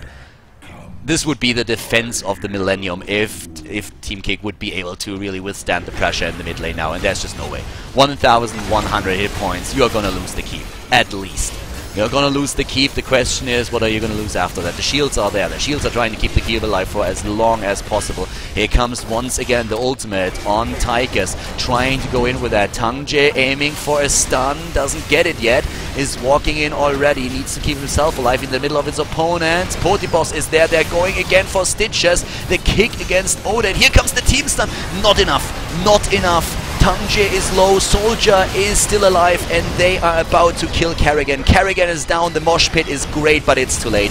The mosh pit is way too late. The kick against Commander Odin, and we have now Potiboss about to die as well. Glorang is moving back, and KO is moving towards the core. He wants to end the game, and over here we're having Illidan still causing a ruckus, trying to jump in there. KO being stunned out, being pushed back. The core is doing a lot of damage against him, but the European team is under so much pressure. They're really in trouble right now, but apparently with the keep taken, it looks like, at least for now, the US team TempoStorm is moving back. 18 seconds on the Dragon Knight, and KO, he doesn't go for it anymore. They're moving back. Kerrigan is still dead. 17 kills against 12 in this game, and we are having up at the top KO just looking for another opportunity to at least use the Breath of Fire to do some damage and push a few of those waves in. Yeah, there is Arthalon. Now they're going to be able to maybe push in another tower. They're going to go for that, but there is Kerrigan, another 10 seconds away, and the Dragon Knight is already gone. TempoStorm is doing their thing, and it's called winning. 22 versus 24 in just a few seconds. We're having, of course, Stitches always at the front line, and Stitches is the one target that they're having a really tough time taking down. He has amplified healing. He has, on top of that, also chew your food, and we're seeing them with a hardened shield, which is crazy good. Another problem that they're currently facing is that KO is, Nazebo has his full stacks available to him. 5 versus 5. Once again, both of the mid keeps are gone. So if you so want, it's actually a fight on even level right now. It's a fight on eye level. Both of them are at the exact same position. A keep lost in the mid lane. We're having a lot of experience for the two of them, especially since we're having level 24 nearly hitting for the US team. And, well, I can promise you one thing. Next DK is going to finish the game. Next Dragon Knight is going to finish this game. If you get another Dragon Knight and you are not suddenly in a situation where the Dragon Knight doesn't have any allies because the entire rest of the team was killed out, then you can just simply barrel down the mid lane and go for a kill. You can simply do that. And that is, of course, something that both of these teams know. 27 minutes into a game, Dragon Knights scale over the time, and that means that the Dragon Knight, the next one, is going to do so much damage, it's going to be absolutely ridiculous. It's going to just drop those structures like nothing. And well, we're having Potiboss there, Taz Dingo, Alex the Proc Whalog, and it's another 30 seconds. Camp after camp being taken, top camp now being taken by TempoStorm. They are going for this one right now, and of course they want to win the game now. They have an opportunity to capture maybe in Dragon Knight, with the European having the need to de-push this lane. I mean, they don't want to lose the keep over here to a simple mercenary push. They need to rotate a 5. This is probably the most important thing for them right now. And camp after camp gets taken by TempoStorm. They are the ones initiating the moves on the map. They are the ones forcing Team Kick into passive positions right now. Up here, that shrine is going to be taken. Rollick is moving in very, very cautiously. He doesn't want to be caught out by a trap or something. And they're taking the first shrine. First shrine is taken. Hard camp over here, starting to make its way into the range of the tower and the keep. Another hard camp is already in position. And down here, Admiral Akbar is already warning them. It's a trap! Dreadnought, Glorang, and Arthalon, they are lying and waiting. Soldier is there, but here comes the formation. Here comes Team Kick. This is the fight. This is the one. Soldier getting hooked, but no... Sorry, Tangje getting hooked by Soldier, but no harm, no foul. No problem just yet. The rotation to the top. Dingo needs to go down to the bottom. They need to capture the shrine. Dragon Knight is going to end the game, and they know that. Over here, yeah, the time is not gonna be enough. Now we have already the dodge on Tangje, but yep, that shrine is going to be there. Here comes the vision. Where the hell is Tychus? Where the hell is Tychus? Tigers isn't with the team. He was trying to deep push. He's trying to defend the top, but that might lead into a battle here. They need to fight for the shrine, need to fight for it right now. Rolik is already here, up at the top. They attack against the keep. That might kill the keep. This is the fight. This is the one thing that really counts. Dragon Knight or go home. One of the two. The hook against Karrigan. Karrigan is already there. The stun against Soldier. Prudric Bile being used. They could get out of this situation. Poti Boss is in the middle. The stun by Tangje. Relentless coming to play. Ancestral Healing already used at the same time. Karrigan about to die. And so does Uther. Taz Dingo is low. And Rolik is, of course, now taken apart by Illidan. Oh my god, not a single counter kill. The healing wards are still there, and it is a full team wipe. This, ladies and gentlemen, is game. This is TempoStorm advancing to the next round of the tournament. Up at the top, the keep is gone. The last fight once again deciding the game. It could have been the moment of Team Kick, but it was not. We are having TempoStorm moving in to take down the team they're facing in the third round of the Go4Heroes tournament here on the European server. The core being eliminated, and congratulations to TempoStorm with a great game once again in the late game, turning things around and winning the match, the best of one series, advancing into the fourth round of the tournament now. And once again, the American team is successful. They were able to take down Team Kick, and it was again a really close match. It's really amazing what kind of games we are going to see today. All of the matches that we've seen so far by TempoStorm were super close and super exciting. And now we are going into the next one. Yard Team, the team around Dimaga, is playing against TempoStorm now. And it's a super interesting setup that they're having there. We're going on Dragonshire, and Yard Team is playing it with Asmodan now. They're trying to build up that extra damage on Q and trying to just utilize that Globe of Annihilation in those fights and take down TempoStorm. If TempoStorm makes it into the next round, they're most likely going to face El Nexo in the semifinals, so things are really starting to heat up here at the Go4Heroes tournament. Let's jump into the fourth map for TempoStorm today and find out if they can win against Yard Team in the next match.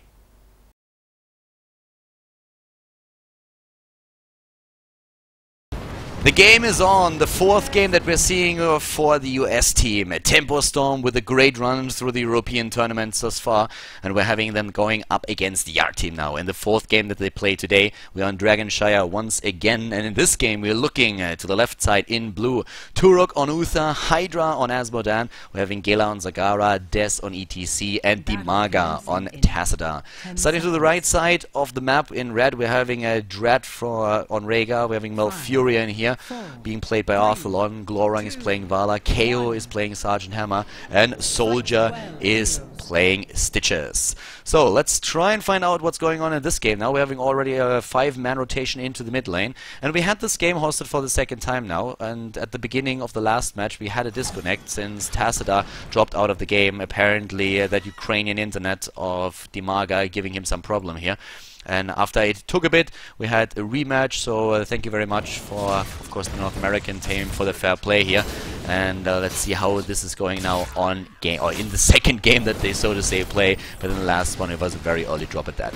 The comp between Tassadar and Asmodan is at the top lane again, and the idea behind it is something that we've been talking about like a lot actually today. You're trying to farm extra damage for your Q. There comes a rotation towards Hydra already, and he gets not a single kill in with at least this Globe of Annihilation. Sorry. So with the Globe of Annihilation you usually are trying to just like get the last hits in. If you actually get a proper last hit against a minion, you increase the damage that you do with the orb or with the globe by 2 permanently.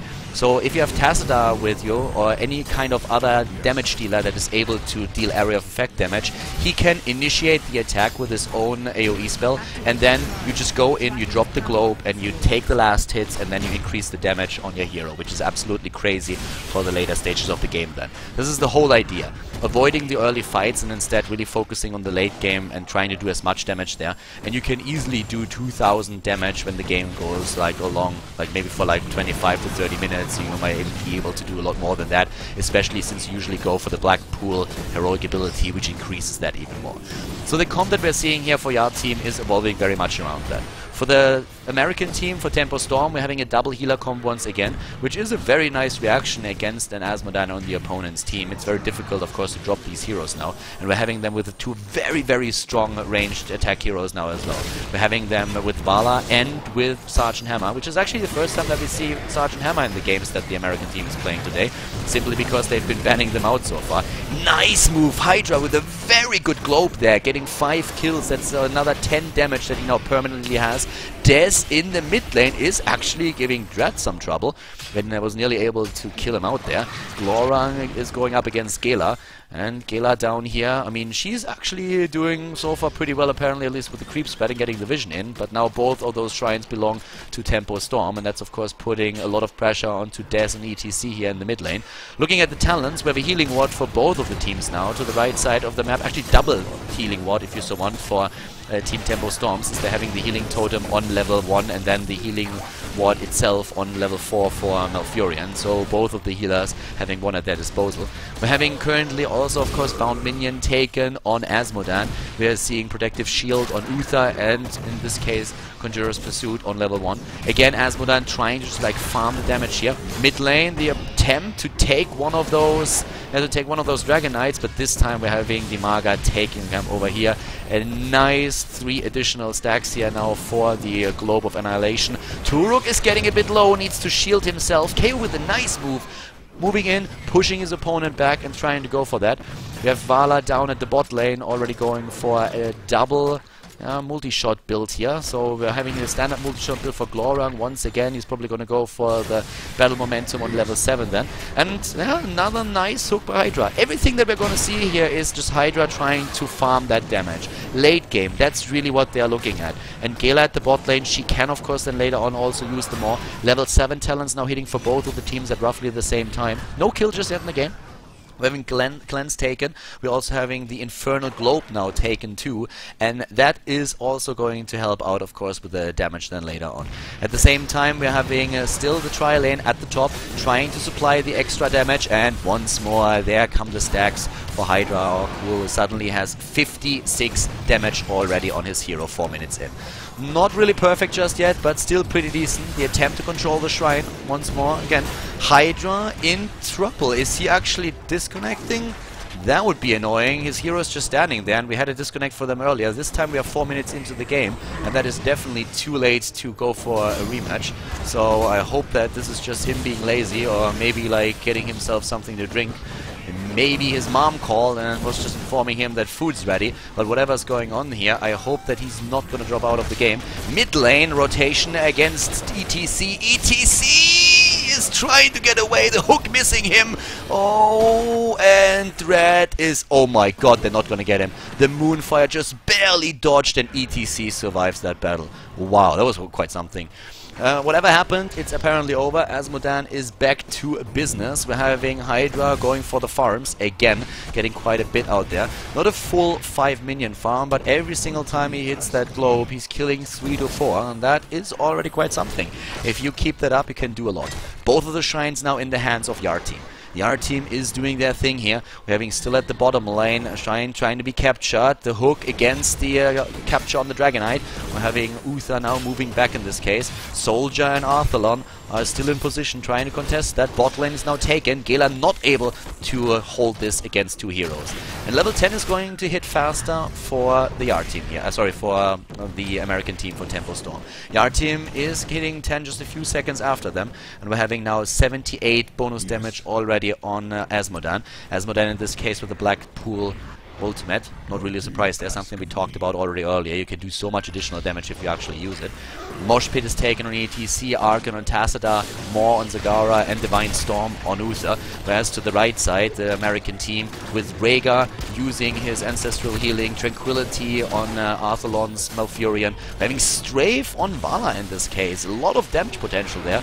And also, of course, Pubic Bile next to the Lava Strike that we're seeing, or the Napalm Strike that we're seeing for Sergeant Hammer. TempoStorm doing quite well, but they are now taking a camp, and that might result in them losing a Dragonite. Nope, top lane is being captured by KO. So far, so good for them. But they're having Hydra still moving to the top again for the experience. Bottom Shrine has been still taken by Gela, and she has free reign down here now. So maybe the opportunity to push the lane in a bit. That's of course what she's going to try for. Already starting to move in here. Yep, the first tower is being attacked as we speak, and Dreadnought the only one who can contest that. Top lane attack with one of the camps. Hydra is using his pool, doing the damage in and trying to farm that wave, but there is still Soldier to consider. If he lands a hook, that would hurt a lot, and the first tower is down. The second one is being attacked right now. Soldier is moving in with a Devour.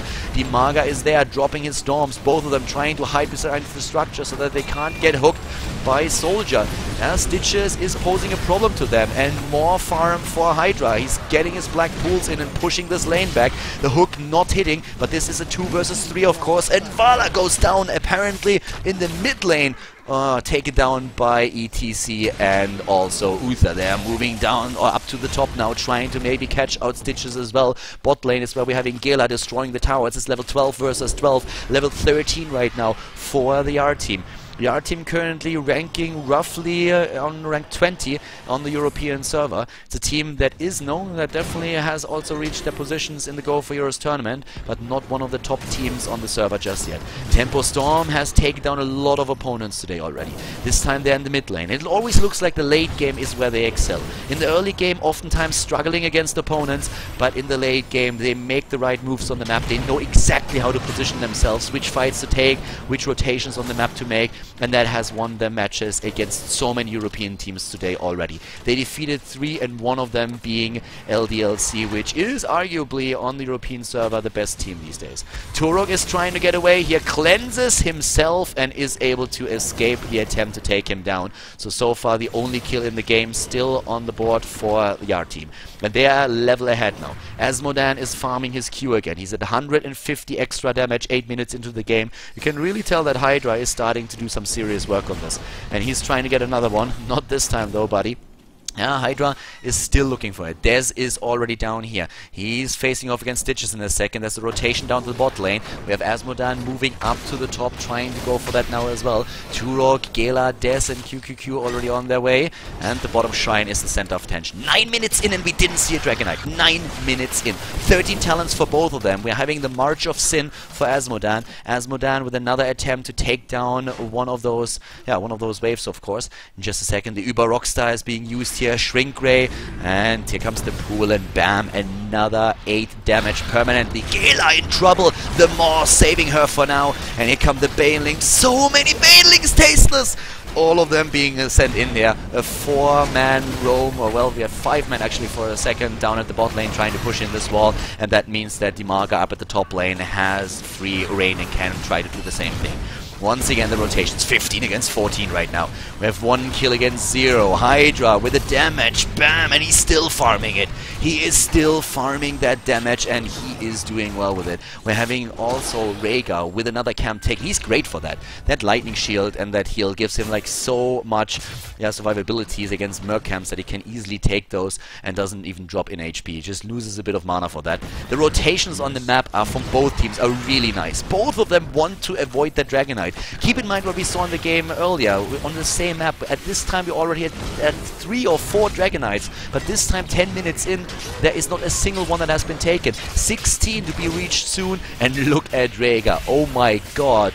Dreadnought, cheeky as hell, moving in together with Arthalon and Glorung to steal that camp out. Hydra is there, they're trying to contest that, and they're doing the damage. Oh, Dreadnought has to move back. There's only 1 mercenary surviving. QQQ on his Argon, they're trying to drop Dreadnought, ancestral healing! And Stitches is dancing, down goes Rhaegar. Rhaegar is dead, a 2nd kill for the R team. And Gela is still thinking about capturing that knight down here. Turok in a bit of trouble, but he moves back. Level 16 now reached. Dez will be able to get away here. He's going to have one... I actually should have imposing presence, but he does not. Instead, he goes for Stone Skin. We're having another already taken up here, and another 10 damage permanently for him. Actually, it's even a bit more than that. It's actually like 12 damage that he farms here. KO is trying to capture this out before the Dragonite is taken, and he's going to be able to do that just in the last second. The hook also trying to interrupt the Dragonite capture. 16 versus 16 now. Those 2 kills for the R team, of course, quite nice, but it's not really something that gives you such an advantage that you can just simply win the game on the back of it. So we're having now taken as talents on the side of the US team of TempoStorm the Slan build on 13 and 16. It's a hybrid build, very similar to what we see from our Aragi oftentimes for SK Gaming, who's of course also a US player. We're having Hover Siege mode taken now and Giant Killer on level 13 and 16 on the side of Sergeant Hammer. KO using those talents, and with Vala having access to her Blood for Blood is of course another great move there. Once again, the damage already done here. They're moving in once again. Here comes the root. Oh, the damage! The damage with the Black Pool. Stitches goes down, being eliminated here. Hydra doing so much here. They need to kill the Healing Ward out, but here comes the Dragonite now. They're capturing the map objective, and this is pressuring TempoStorm now back a lot. The American team with a quick rotation to the top and the bottom lane, trying to de-push the lanes and also, of course, trying to farm a bit more experience. Here comes Dimaga trying to put Vara in a bad spot. He's going to take that fort together with the minions that are pushing the lane. And Des at the bot lane is attempting the same with the bottom fort, but not getting that just yet. And Turok in the mid lane, he's still going for it, still moving for it right away, trying to get the next one. They're going straight for the fort here, but Turok has to move back. Hydra with another shot and 1,000 damage on him already. Let's have a look at the stacks of Asmodan. Asmodan has currently 270 bonus damage, which is of course going to be incredibly strong when you use your Dark Pool here, or the Black Pool. Does just a lot of ability damage by 75, lasts for 5 seconds as you can see, so that's just enough to get one of your Globe of Annihilations out there. 18 versus 17, that level lead again for the R team. But they are not the first team to lead against against TempoStorm. They are definitely not the first one. They are trying to be the last one, at least for today, that are in the lead against TempoStorm. They want to defeat them here, but they have to be extremely careful. We had 3 teams that were going up against TempoStorm today, and all 3 of them were defeated in the late game. They lost an important fight, and then they were taken apart. Look at LDLC. LDLC has played such a great game on Sky Temple against TempoStorm. They were dominating most of the time, and then suddenly at the end of the game, it was the rotations that we are seeing from TempoStorm, and one big fight that they won, and they could win the game on top of that. The rotations with ETC that they used there, but right now it's another team fight. Turok, there's the Maw already being used. Here comes the Archon form, right? And Des is there, no ult use just yet. Turok needs to be careful. He's getting so low here. And Hydra, is he going for the damage? He moves out of the Black Pool, or did he? No, he did not, but he did not hit properly, and Des goes down. This is the counter kill. This is what TempoStorm has been waiting for. Soldier might get another hook in there, but he does not have the fishing hook talent. He's going for the mini stun. They're of course trying to take all of those creep tumors down to limit the vision of the R team. But yeah, Asmodan is trying to get the damage in. Once again in the mid lane, we're having Rhaegar trying to push another lane in. They're trying to go for the kills against the structures. Nice hit here that we're seeing from Asmodan. Hitting hard and hitting home. And they're going in with more Banelings, trying to push them back at this time. This is going to be extremely difficult to hold that fort. Not without ETC, not without the tank. And well, TempoStorm knows that. They are smelling weakness, and they are exploiting it. They're going in, and they might be able to get QTQ as well. That cleanse was too soon. Turok screwed up a bit. Dimensional shift and cleanse hitting at the same time. If they would have channeled then, if they would have actually used that properly, I think Tacita might have survived here. But this is, of course, the worst-case scenario. One of your heroes comes back to life, and then another one is down just a second later. Yeah, there we go again, getting every single one of those. Very nice damage that we're having on Hydra. We have 15 minutes into the game, and he is doing work. But now, they are about to lose one of the Dragonites. Can they really stop that? I don't think so. I really don't think so. There it is. Glorang gets the Dragonite, and well, this is going to drop another fort at the least. 15 minutes into the game, both teams angling for level 19, and is this once again the time where TempoStorm is turning things around, starting to take the lead in experience, and starting to take the advantage? Is this the time again? Hydra, Des, Turok, Gela, all in position, and Tacita is going to be back in just a bit. Soldier is there. Soldier is there. Oh, that hook just barely missing ETC. That would have been devastating. Nice damage here. Once again with a globe, hitting 3 heroes, doing more than 1,000 damage with those. His Tacita is back to business. This keep is being threatened. They're trying to drop the keep, and with KO in the back doing the damage with his napalm, they might get the chance to do that. Glorang getting attacked here already. He's dropping, and he's dropping fast. He's dropping very fast. The hook hook. And the keep is nearly down. Another shield shielding it for now. Gloram drops and so does the keep. And they're trying, of course, to get a kill right now. Here comes once again the move with Asmodan doing his damage, but the keep is gone. Level 20 close, very, very close for both of the teams. And well, right now with the keep already gone, guess what? Once again, the US team is ahead. Once again, TempoStorm has taken the lead. They saw an opportunity and they took it. It seems to be the theme of the day. The European teams doing extremely well in the early game. Maybe not so much in this one than in the other matches that we've seen, but they still got their early game kills.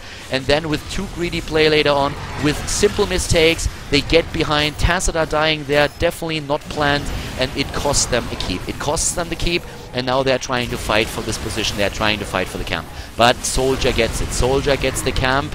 And the damage once again, 1,200. Hydra by now has an extra damage of 350. And that's just going to increase over the duration of the next few minutes by a lot, actually. He can do work, but they need to be super careful now. Another fort falls, and now we are having TempoStorm in the experience lead. 3 kills against 2, and looking at the level 20 talents, we have triple blink on Asmodan, on Zagara, and on ETC. Very, very mobile position now. Double blink on the side of TempoStorm, hardened shield on Stitches, we have the storm shield on Rhaegar, and also the advanced lava strike on Sergeant Hammer instead of Nexus Frenzy. Looking at the talents that we're seeing here for Yard Team, we're having now Divine Hurricane being used and the Twilight Arkham. So once more the teams are moving around on the map, having one fort still available to the US team at the bot lane. And starting to move in here already. At this point, what do we see down there? A camp taken. Where is Asmodan? Asmodan is right over here, trying to wait for a chance to use another Globe of Annihilation. Again, that vision from Rhaegar. I love how TempoStorm is using that. How they always know exactly where their opponents are positioned, what they're doing. And look at that kill! Look at that kill against Stitches! He goes down before he can do anything. Couldn't even use his hardened shield. Dreadnought has to use his heal against himself. He's trying to stay alive in the last second. Once again, that Globe of Annihilation hitting and hitting hard, and they are going straight for that camp. This time, it is TempoStorm who are down 1 player. The US team against the R team. We're going straight for it once more. The fort at the bot lane is being attacked right now. Hydra and his allies, they're going for it. They're going to drop this structure for sure. Can they get a Dragon Eye? Doesn't look like it. A lot of pressure right now by TempoStorm in the mid lane. Even though they are behind, they're trying to push in the mid lane. They're trying to push in the top lane together with Dreadnought. That's a big camp moving in. Probably Asmodan moving back very soon. But are they trying to get maybe a keep here? I doubt that they will be able to get that. Now they're pushing it in again, starting to damage against it, but Stitches will be back in 10 seconds, and Asmodan has to go back. He has to farm this one, and he will try.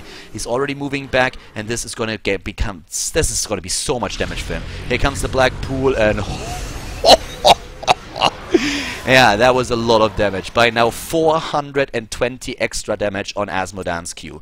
And well, we are 19 minutes in, and just imagine how this is going to happen now if it's going to last for another 10 minutes, if this is going to be a 30-minute game. We're having Gala moving up to the top, Turuk is there, Hydra, we have Dimaga in position, up to the top lane. What's there? We are seeing already a shrine taken. We have a 5 versus 5 once again, looking at the damage, looking at the heals. Look at that heal of Malfurion with his Tranquility, 70,000 already. That's as much heal as we have the 2 healers on the, well, not healers, but the Uther and Tassa, the 2 supports on the side of Yard team taken so far. Hydra is there. He needs to be careful with his Asmodan. He has the blink, so that is definitely going to help him here. And they're going to try and go for it again. The shrines are here, and well, Hydra is trying, and there comes the hit! Oh, 1,400 damage already against Malfurion here. But KO with Summer Siege mode is moving in. Stitches rooted. Not Stitches, ETC instead. Getting shielded as well. The damage again. Nice hits. A lot of damage done here by Hydra. Hydra on Asmodan is doing amazing work at this point. And they are all moving in. Here comes the strafe from Vala. Vala moving immediately in with the strafe and pushing everybody else back. The more of death hitting too. And the damage. Ooh, the blinks. I love it. When Turok is about to die. No, he gets shielded and instead Stitches goes down. What a battle between Yard Team and TempoStorm right now. Gloram with all that damage. Those multi-shots are hitting hard and they're hitting home. QQQ moves back in the last second. Here comes another multi-shot. The blink. A blink. KO. Trying to get the damage in. No. Advanced Lava Strike. Is he going to hit it? No, he doesn't. Oh my god. Stitches is down 2 kills against 5, and they are going for the Dragon Knight again. With 4 heroes, they might get the Dragon Knight. Only 4 heroes on the map, but Dragon Knight might be theirs. It is the... Oh, no, yes, oh my god, this was close. And they're trying for it again. No, Dragon Knight's taken. Even with Stitches not there, with 5 heroes on the map, the Dragon Knight was just taken. A bit of a bad rotation from Yar team, not rotating correctly in this situation, costs them the Dragon Knight. They can't get it. Looking at the damage, let's have a quick look at that. The hero damage, what does Asmodan put on the table now? 61,000 against the 81,000 that we're seeing from Sergeant Hammer. And Yar team is not going to be happy. A Dragon Knight here would have taken a keep down for sure. And of course, well, at this point, Glorung is not going to do too much with the Dragon Knight until Stitches is back, but now he has it for another minute. So yeah, Yar team might have a problem here. They might be in trouble. This is their moving bot lane. Oh, and the trap. The trap. Oh, here comes the rush. They're rushing in, trying to stun out the healer. They're going straight for it. 1 stun, 2 stuns. They heal immediately. The Dragon Knight doesn't give a shit about this fight. He moves straight in towards the core. They're trying to finish the game. They're trying to finish the game, and Glorung might be able to pull that off. I cannot believe what's going on here. We have Yar team winning their fights, but it doesn't help them. It doesn't help them at all, because when it matters, then they were not present to disrupt the Dragon Knight. They didn't use the DK, and now again, TempoStorm with the victory. TempoStorm does it. GG. They take down the Yar team and advance to the semifinals of the Go4Heroes tournament. They simply look unstoppable. TempoStorm with another victory, and they are slowly making their way towards the finals. They just passed the quarterfinals against Yar team, and now they're going into the semis. And guess who are they facing there? They are facing El Nexo. After TempoStorm was able to take down the first Spanish team, they're going up against the second right now.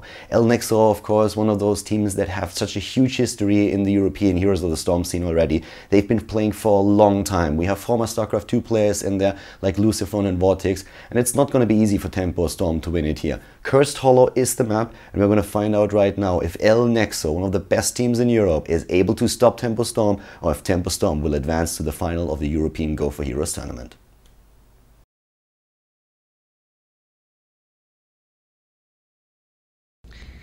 The Battle of the Ages, El Nexo versus TempoStorm. It is the semi-final of the Go4Heroes tournament, and TempoStorm has played an amazing tournament so far already. They have taken down LDLC, which was probably the biggest accomplishment so far in the tournament, but also defeated a few other European tournaments. But this is the real deal now here in the semi-final. Vortex to the left side in blue for El Nexo and Sergeant Hammer, Gran Paquete on Malfurion. We have Alistair on Nazeebo, and we're having Lucifron on Chen, as LOL vs 60 is playing Stitches. To the right side of the map, the US team with Soldier on ETC, Dreadnought on Uther, KO on Tacita, Glorung on Illidan, and Arthalon on Vala. TempoStorm, so far the games that they played, usually they were falling behind in the early game every single time, but that did not matter to them too much. When it came to the late game and the mid game, they've been doing extremely well. They won the team fights that really mattered in Heroes of the Storm, and were then just snowballing and taking games that other teams would have lost. They are playing great rotations on the map, and let's find out if they are able to do it once again and reach the finals here in the Go4Heroes tournament. We're having Vortex in the mid lane, and we're seeing down to the bottom a rotation towards Alistair with a tri-lane for TempoStorm. Talents taken in the game, double Conjurer's Pursuit for Uther and Tacita on the side of the TempoStorm. They're playing with an Illidan comp once again. They're having with that ETC and Vala to round things up. And we're seeing, of course, a multi-shot build once again played by Vala here, trying to go for that. Down at the bot lane, it is Arthalon, KO, and Dreadnought at this point. Alistair is in position. And yeah, in position actually to start pushing that lane back, maybe with his spells, because against that tri-lane he will have to delay them for as long as he can from taking those towers down, and they are already working on that immediately. In the mid lane it's Vortex pushing the lane in, and up at the top it's of course Lucifron together with LOL vs 60 and Gran Paquete. They're going straight for tower number 1, and they're pushing a bit faster apparently than TempoStorm. They're trying to do that as much as they can. We're having for Chen in this case again the Regeneration Master talent taken on level 1. It's kind of the go-to talent, especially for El Nexo. They love Chen. It's a great hero, and other teams on the European server have started to pick up on that as well. Chew Your Food for LoL vs XD, playing a sustained build, could go hybrid, I guess. And we're having at the same time Swift Reflexes taken for Chen. The rotations are starting, and now 2 minutes into the game, of course, the mercenary camps are starting to appear on the map, which is also the reason why we're having Dreadnought and Arthurlon rotating towards the siege camp. And the same is true at the top left for LoL vs XD and Grandpa Kette. Soldier for TempoStorm in the mid lane, still fighting it out with Sergeant Hammer. We're seeing talents taken, especially of course with those healing wards on level 4 now for Tacita and also Malfurion. And for Sergeant Hammer, we're having the ranged talents picked by Vortex in the mid lane, and he is starting to push Soldier back here a bit. A slight lead in experience, nothing too fancy for Nexo just yet, but this is one of those things where they usually excel. Lucifron is jumping away from Glorang. It's always funny to just like see that fat panda go for the jug again and just like going for another drink where somebody else is trying to hit him down unsuccessfully most of the time, which we are seeing from Glorang in exactly this position now. Tributes on the map here on Cursed Hollow, of course, spawning, and this is a best-of-1 series. In the final then itself, we're having a best-of-3. Lucifron is starting to jump in here, and that Siege Giant camp is starting to do work. Lucifron doesn't care about Illidan. Illidan is just like going ham, "You are not prepared!" And Chen is like saying, "I don't care!" And it's just drinking, drinking, and drinking. Tribute, let go, they don't even fight for it, they instead have Stitches in the mid lane, gathering up some experience. They're close to level 7 right now, so a bit of a slower early game compared to the other matches that we've seen so far, but level 7 talents are now going to be available to both of the teams in a few seconds. We're having already first aid taken on Vortex, we're seeing the Enduring Growth taken on Malfurion, Gitbin on Azebo, having for Chen Brewmaster's Balance once again, and Tenderizer taken by Stitches. Looking at the TempoStorm heroes, we are seeing not only Echo Paddle, but also again Guitar Hero taken for ETC. Kind of the go-to build these days when you're playing Stitches, ETC. And it is again Clairvoyance. TempoStorm is one of those teams that work a lot with Vision. If they're playing Rhaegar, it's always the Vision talent that they're taking then on level 4, and they're doing extremely well with them. The rotations that they go for on the maps make a lot of sense. They are always in the know where their opponent's position, and this kind of map control is giving them a great spot. Now we're having the boss taken, and it's something that they already did earlier on today, and this time they're going to get that again. There's just nothing that Lucifron can do about that. He won't be able to get anything done at this point. We have in the mid lane, once again, as you can see, LoL vs XD trying to go for the additional experience and trying to just like farm a few of those minions. Not really successfully getting a lead for his team. Soldier with another vision taken here to see if anybody might try to interrupt him is taking tribute number 2. And the rotation at the bot lane is now going straight for the boss for El Nexo, but here comes KO. KO is starting to move in, and maybe, just maybe, we're having an attempt by TempoStorm to catch that out. Nope, this one is going to be taken, but oh, LoL vs XD is running into 4 heroes, and for the first time today, the first blood goes to TempoStorm. I guess at this point they can only lose the game, right? Nah, just kidding. I mean, they've always fallen behind with the first kill in this tournament so far today. This is the first time that they get the first blood.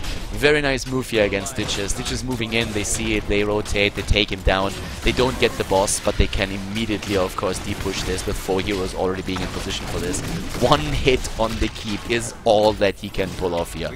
Top lane, this is where we're having Lucifron still with the XP. Lane soaking brings level 10 out to both of the teams, and for that tribute now, El Nexo has to get into position. They have Tranquility, they have the Napalm, they're having also, of course, Wandering Keck on Chen, and Putrid Bile together with the Ravenous Spirit. But down here, it is in this case actually Stage Dive that is being used. That will, first of all, make it possible for ETC to split push again, and he can definitely reach back in the backline a Zebo if he wants to, if that ult is really gonna give them some trouble. Metamorphosis, not a surprise if you're having an Illidan in your game. I don't even know when we had Hunter last time picked in a competitive play. And yeah, it looks like TempoStorm is gonna let that go. They're trying, of course, to deny that for as long as they can, because Vala is soaking experience in the bot lane, and we're having Soldier in the mid lane doing the same thing. And at the same time, Grandpa Kette is starting to move in here. And here we go! jumping in.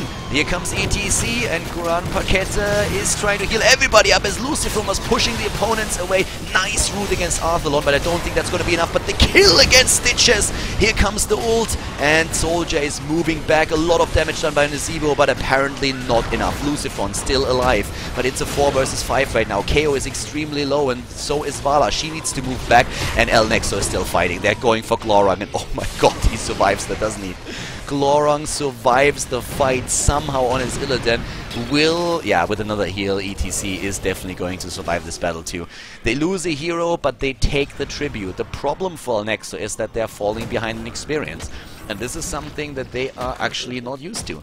ETC, like, El Nexo is usually the team that is getting the lead in experience, and in this game now it's the exact opposite. The strong early game that we're seeing from the American team. We're having TempoStorm doing very well here against El Nexo. Up at the top lane, there's LOL versus XD trying to de-push the lane and finally putting level 12 on the board for the Spanish team too. The Spanish Armada, they are still sailing, but they are already... I don't want to really say trouble. I mean, we're not there just yet. It's 2 kills so far for TempoStorm, and they're doing well, but the experience lead that they have is not that significant just yet. But it could be. We're having Vala going straight for that upper watchtower. Alistar is already taking the camp over here. Rotation towards the hard camp. 8 seconds are still left until it's going to be back on the map. At the bot lane, we're having Soldier trying to push in against Lucifron with a Siege Giant camp that he's using as well. And we're seeing in the mid lane a tri-lane trying to take that last tower down. That's exactly what they're going for right now. Tower is being eliminated here. 1 tower down. Here's the hard camp being taken. And at the bottom lane, it's Lucifron who is still dealing with those siege giants that we talked about earlier. Another tribute on the map, and the 13 talent for both of the teams. Double Relentless, the Life Seed taken, the Sprint and Giant Killer on the side of the Nexo. If you're looking at TempoStorm, we're having Frost Shot on Vala, the Evasion talent on Illidan, with the passive talents on Taz are also taken for the Dimensional Shift, Speed for Uther that he can use here, and of course the Uber Rockstar on ETC. And well, they need to... Whoa! They're actually not pushing that out. Oh, finally. And here comes the initiation. The barrel putting Vortex in a spot where he can actually survive. He gets healed there and is moving out. Once again, the Revenant Spirit, and Alistar is doing work. He's doing real work. He is going for serious business. ETC is jumping over there. Illidan is already down. ETC is trying to put the curse on them, but he interrupts his own channel, and now suddenly KO is in trouble as well. Is there going to be a hook from Stitches? Is he going to get in a position for that? He doesn't really look like it. Dread is already there, the next tribute taken, and El Nexo won this fight. 2 kills against 1. The first kill for El Nexo in this game, and they are using it to take the bottom fort down. That will give them experience, that will give them the level 14 just a tiny bit faster than their opponent, but they are still even with the American team. El Nexo up in the mid lane with LOL versus 60 pushing this back. At the top lane, another boss being taken. And, well, do we see the rotation from the Spanish team? It doesn't look like it. They will be a bit too late for that. Glorang is back to business. Illidan is once again there. And how exactly is El Nexo going to play this right now? They're moving up to the top. They know what's going to come, but they won't be able to stop it. The boss is already there. It is taken. Nice timing. Very good timing that we're having here from TempoStorm. They're playing this extremely well now. 14 versus 14. A game on eye level between the two teams. And the rotation down to the bottom boss. Very, very nice moves that we are seeing in this game now from TempoStorm. They're going from one boss to another. They're capturing both, and that might give them the lead that they need, especially if they can capture the tribute that is spawning at the top actually. So it looks like we're going to see the curse against TempoStorm, but the second boss taken by them. Another 5 seconds. They're abandoning the idea of disrupting the boss at the bot lane. ETC is not going to jump up there to disrupt that either. So what we're going to see is a curse against the American team, but the boss working well for, of course, El Nexo. And how is El Nexo going to play this? They're moving back with a couple of their heroes. What is Vortex going to do? Is he trying to push this one in? Nope, he's not. He's actually moving back. The hard camp has now been taken as well. The boss is going to take down that fort at the bot lane. I don't think that there's any chance that El Nexo is really going to de-push this, especially with Soldier moving in now too. And of course we're having the rest of the heroes for the Spanish team just trying to make sure that those lanes during the curse time are not going to push too hard. But they won't be able to save the top fort. nearly a level advantage that we're seeing now for TempoStorm. It's not going to last for too long, since with the curse active, we're going to see a lot of experience now gathering up for El Nexo as well, especially when they can take down another structure.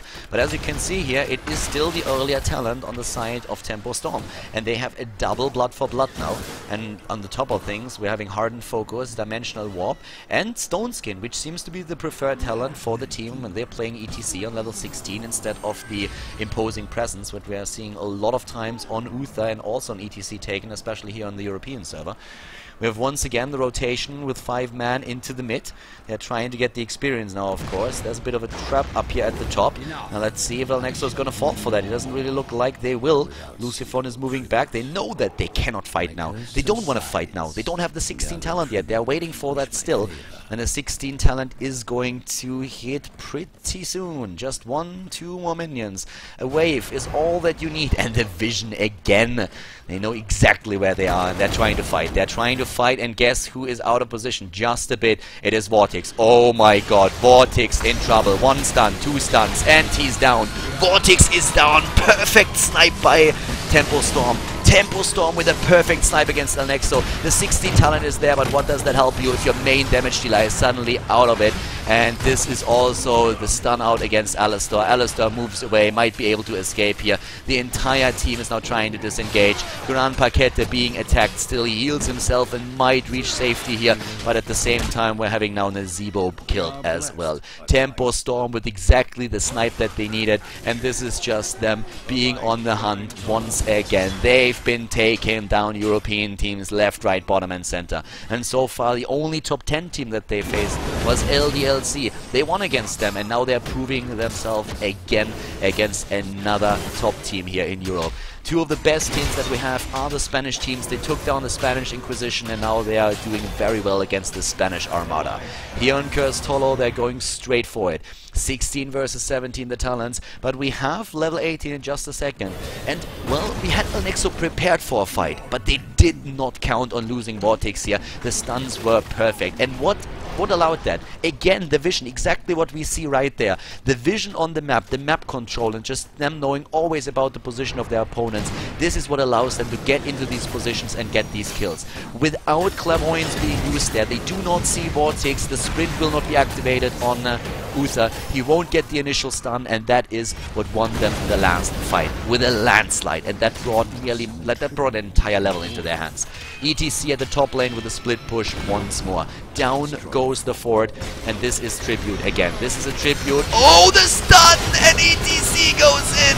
Gran Paquete about to die again. No, his Tranquility saves him for now, but for how long? LOL vs 60 is rushing away. Up here at the top, Glorang is moving back now to Nazebo, nearly dying. LOL vs 60 is trying to escape. Alistar is moving in once more. Does he have ult ready? Yes, he does. Can he really use it? It doesn't look like it, but they're able to move away. What a battle. How did El Nexo stay alive in this fight? Oh my god, like, TempoStorm, they are bouncing in those fights like there's nothing left for them. There comes the attack, maybe a hook. No, they're not hitting it. The Tribute is taken, and the curse against El Nexo.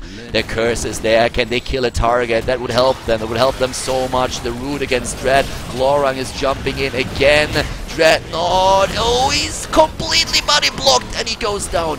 Very well done by Alistar. This was at least one kill that they were able to get in. This keeps some of the pressure off that TempoStorm was building up. Can they maybe take boss? Because that is what TempoStorm is going to be aiming for right now. They're going to move up to the top and try to take the boss there. And, well, at this point, it looks like they're going to get it again. Because we're having El Nexo de-pushing the lanes since they are cursed. This game is just spiraling out of control. The momentum is building up so fast for TempoStorm. And all of these moves that we're seeing now done by the American team bring them closer to level 20. Every single time there is an opportunity for El Nexo to come back, they just fall behind a little bit.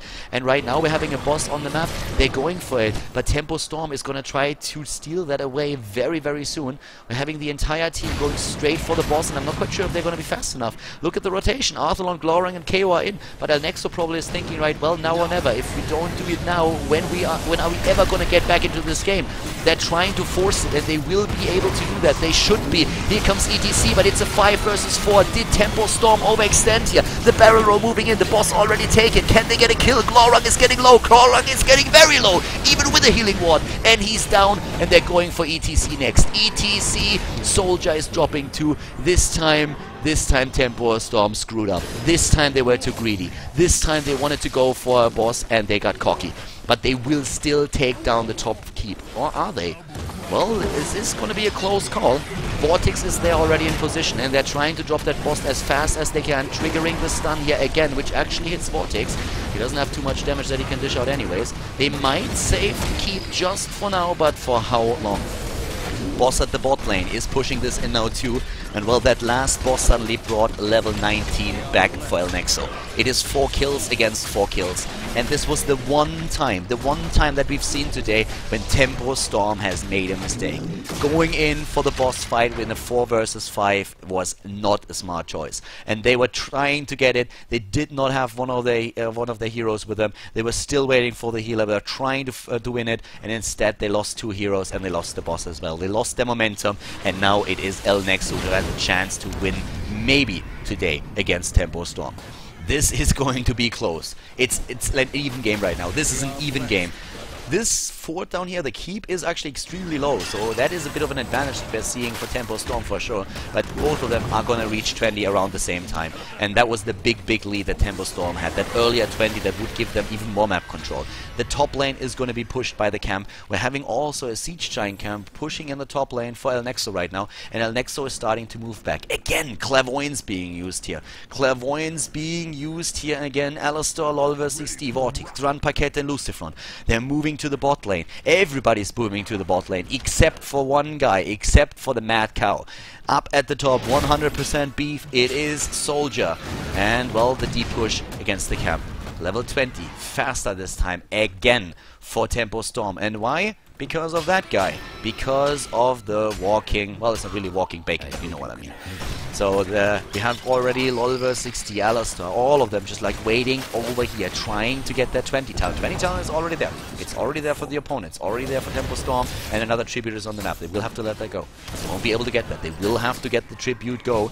We're having triple blink now, triple blink, and the Twilight Archon as well as the Divine Hurricane. And that Hurricane can do work. But here come the 20s for El Nexo. Double hardened shield. Have fun dropping Stitches and Chen in this game. The blink on Nazeebo, advanced Lava Strike, has been taken by Sergeant Hammer. And what is it going to be for Malfurion? What is Malfurion going to go for here? We have at the same time the push against the keep at the bot lane, without a boss this time, but the immediate rotation, and ETC is at the top. El Nexo is really, I mean, this is exactly the play that gave LDLC so much trouble earlier on today. That ETC split push with the usage of this talent, Stage Dive. That gave them a lot of problems. These split pushing approaches by ETC, always getting into a position where he could push another lane in before the fight.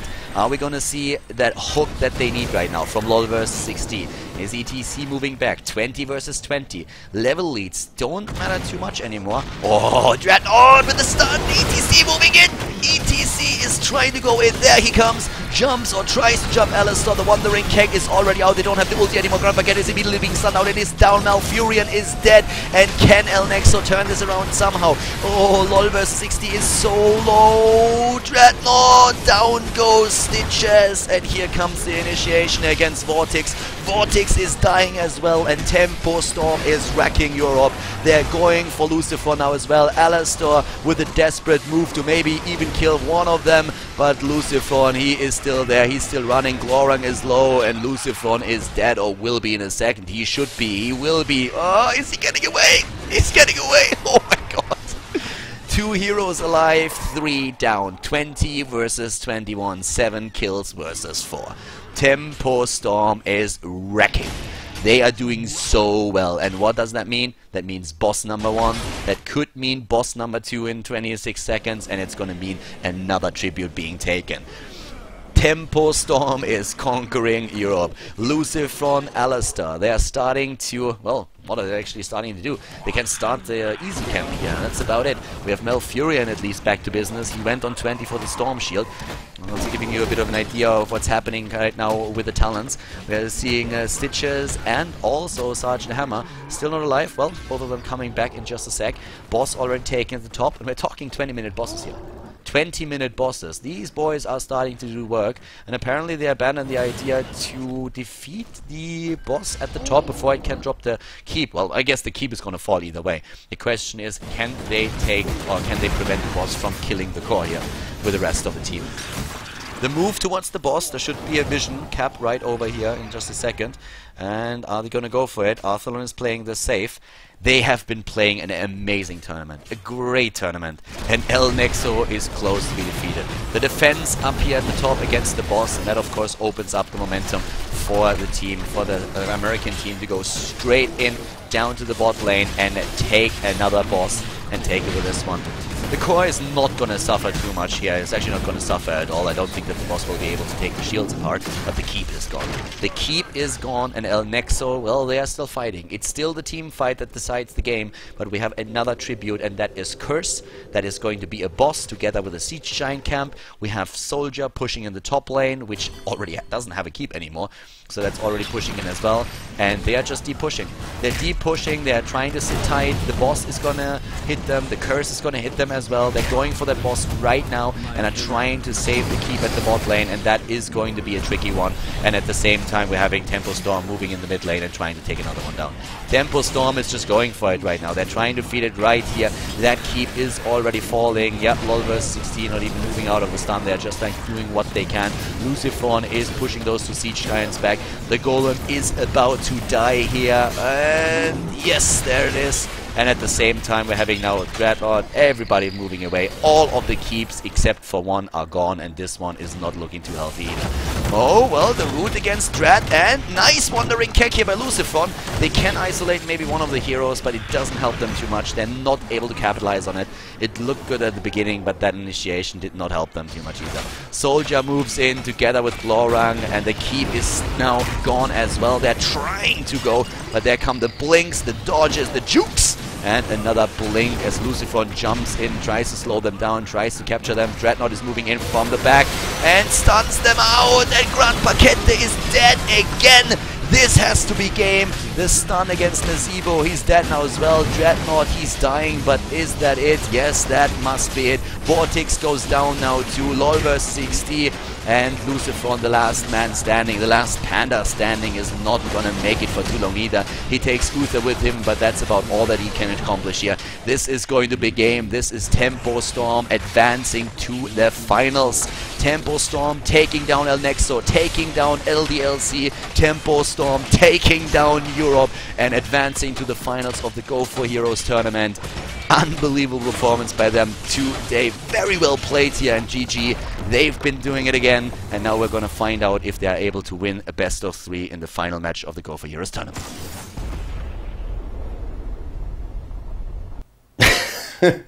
They do it again. Once more we're having TempoStorm win the match, and of course now they reach the finals.